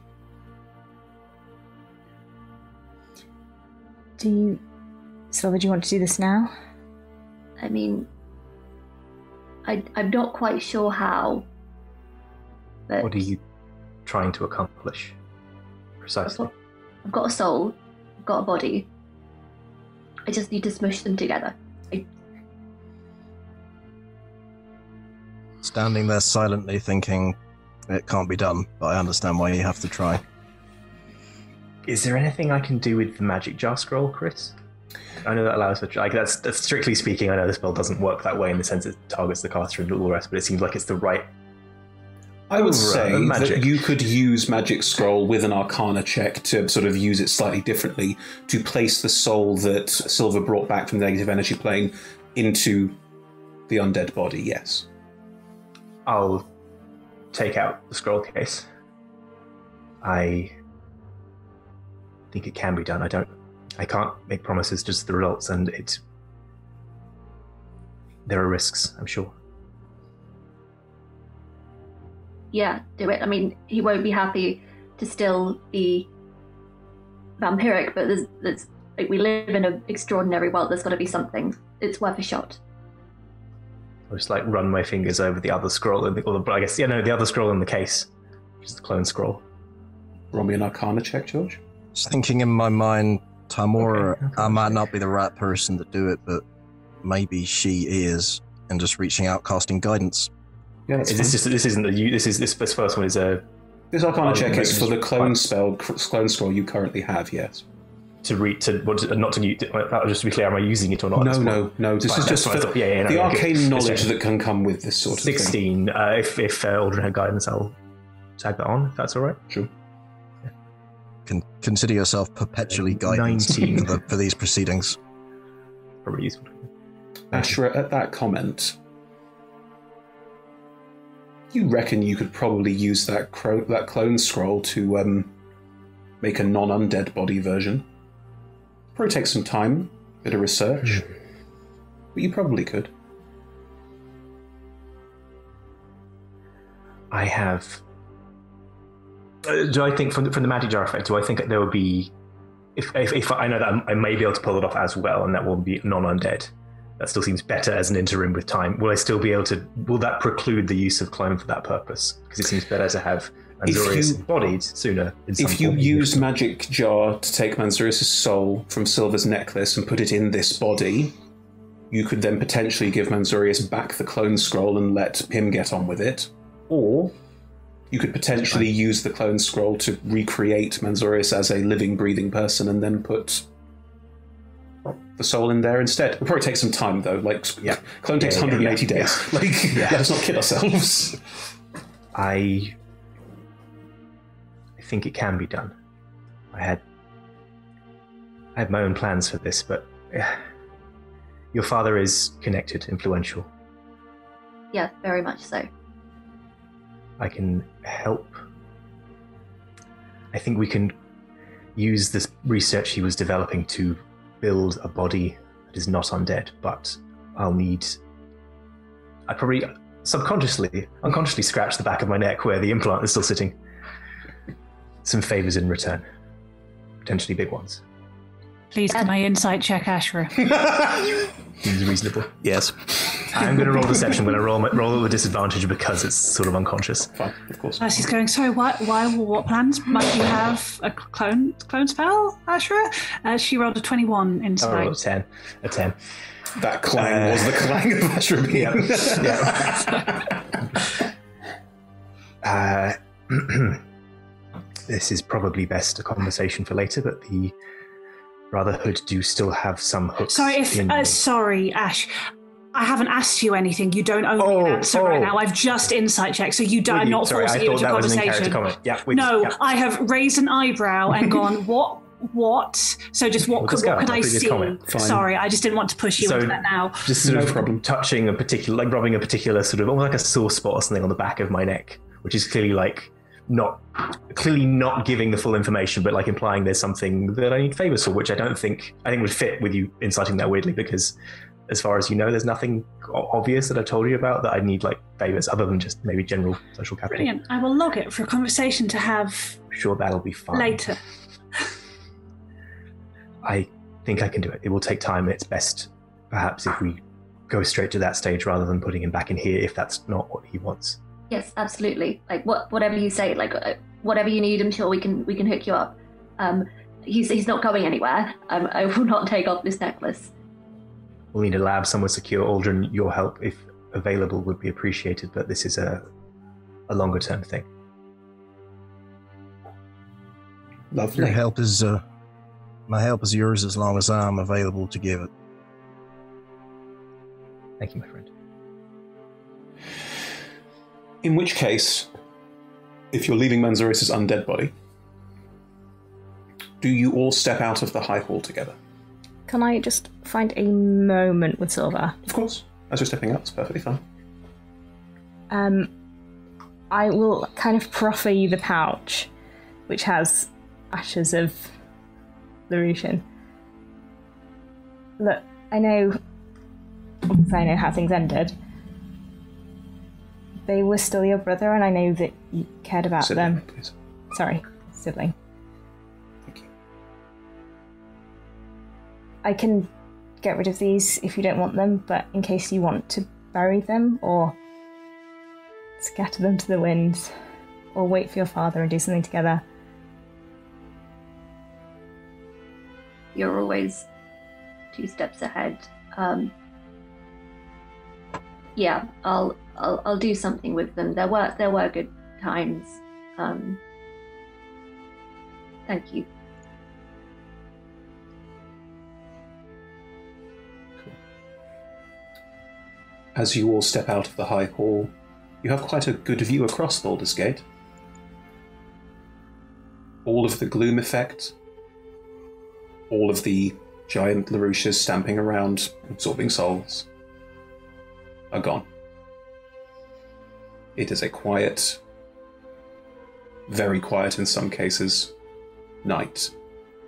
And you can just see a green lantern swinging on a street corner just outside the high hall. It looks like, for now, Gloom's Day is done. And that's where we'll pick up next time to work out where everything goes from here. Lots of little plot threads to tie up. I mean, well done, everyone. That boss fight was that was great. Gnarly. That felt like it could so easily have gone. I statted it badly, really carefully because I was worried, but I wanted to make sure that it was a threat to a party that does so much burst damage, and I think we nailed it. Well, thank you. I thought one of us was going to die. Yeah. And Anyway, well done, everyone. Wonderful stuff. Let's wrap up there, and thanks for staying with us. Chat, we probably ran over about 5 minutes, but that's okay. It's worth it, I think. Join us next week for a quiet finale, a chance for all these characters to work out next steps, what they're doing, where they go from here, tie up some plot threads, as I said. yeah, join us next week. We will be same time, same place. That's 6 p.m. to 9 p.m. GMT, which is 10 a.m. to 1 p.m. Pacific, and all times in between. And then there'll be a new Monday show starting week after next, which we've already started to give some hints at this. Emma, do you want to talk about it at all, or is it still very much under wraps? We're going to the Feywild. We are taking a party of some people you will recognise, some new faces, character-wise, into the Feywild, where they will be going to a mysterious village where things are happening that they will need to investigate. So yes, it's going to be much fun. There may be sausage rolls involved. Who can say? 12 more weeks of sausage rolls. You heard it here first. Good. Right. Well, yes, that will be our Monday shows, not from next week, but the week after. And in the meantime, on Tuesdays, we are still running Warriors of Waterdeep, The Amble of Doomathon. Episode 3 lands tomorrow, I believe. That's right. And then we've got 8 of those in total, so that'll be running through underneath Emma's new show for the first 4 weeks. So join us for that as well. That's on Tuesdays at 7 p.m. GMT, which is 11 a.m. Pacific, and all times in between, as before. Lovely. Well, sorry, I'm a little shell-shocked. I'm taking it here. Good. Right. You can also join us on Saturdays for Talk Together, which is David Shear's wonderful chat show, which we do. And, well, I did it recently. We had Ed last week, and I'm not sure who it is this week, but yes, we're catching up on that. So join us for more chat shows. Mystery guests, where you can join some of our players. And there'll be some faces you may recognise from our stream team we're setting up as well relatively soon. So, yeah, you'll hopefully see some people who you recognise and like in our interview slots on Saturdays. That's at 6 p.m. GMT, which is 10 a.m. Pacific. All of our shows are streamed at twitch.tv/rolltogetherrpg and all archived on youtube.com/rolltogetherrpg. We also, now that we're Twitch partners, which is fantastic, can also archive things on Twitch, so you'll probably see more things sticking around on Twitch for longer if you like watching things on Twitch. There are also podcast versions of everything. Just search your favourite podcast provider for Roll Together RPG. Everything should be there as it gets updated over time, including the chat show, if you fancy listening to the chat show as you do things. Yeah, massive thank you to all of our sponsors and supporters. Thank you so much for letting us do this. Hero Forward Ultra Pro, Ludwood Academy, D&D Beyond, Adult Champions of Forgotten Realms, Warriors of Waterdeep, and Level Up Dice. And a massive thank you to our D20 Club on Patreon and all of you there helping us make everything that we do. Couldn't do it without you. Join us on socials. We're Roll Together RPG everywhere. And thank you so much for joining us for that ridiculous boss battle. And join us next week for a nice, gentle wrapping up of the whole campaign. Thank you, everyone.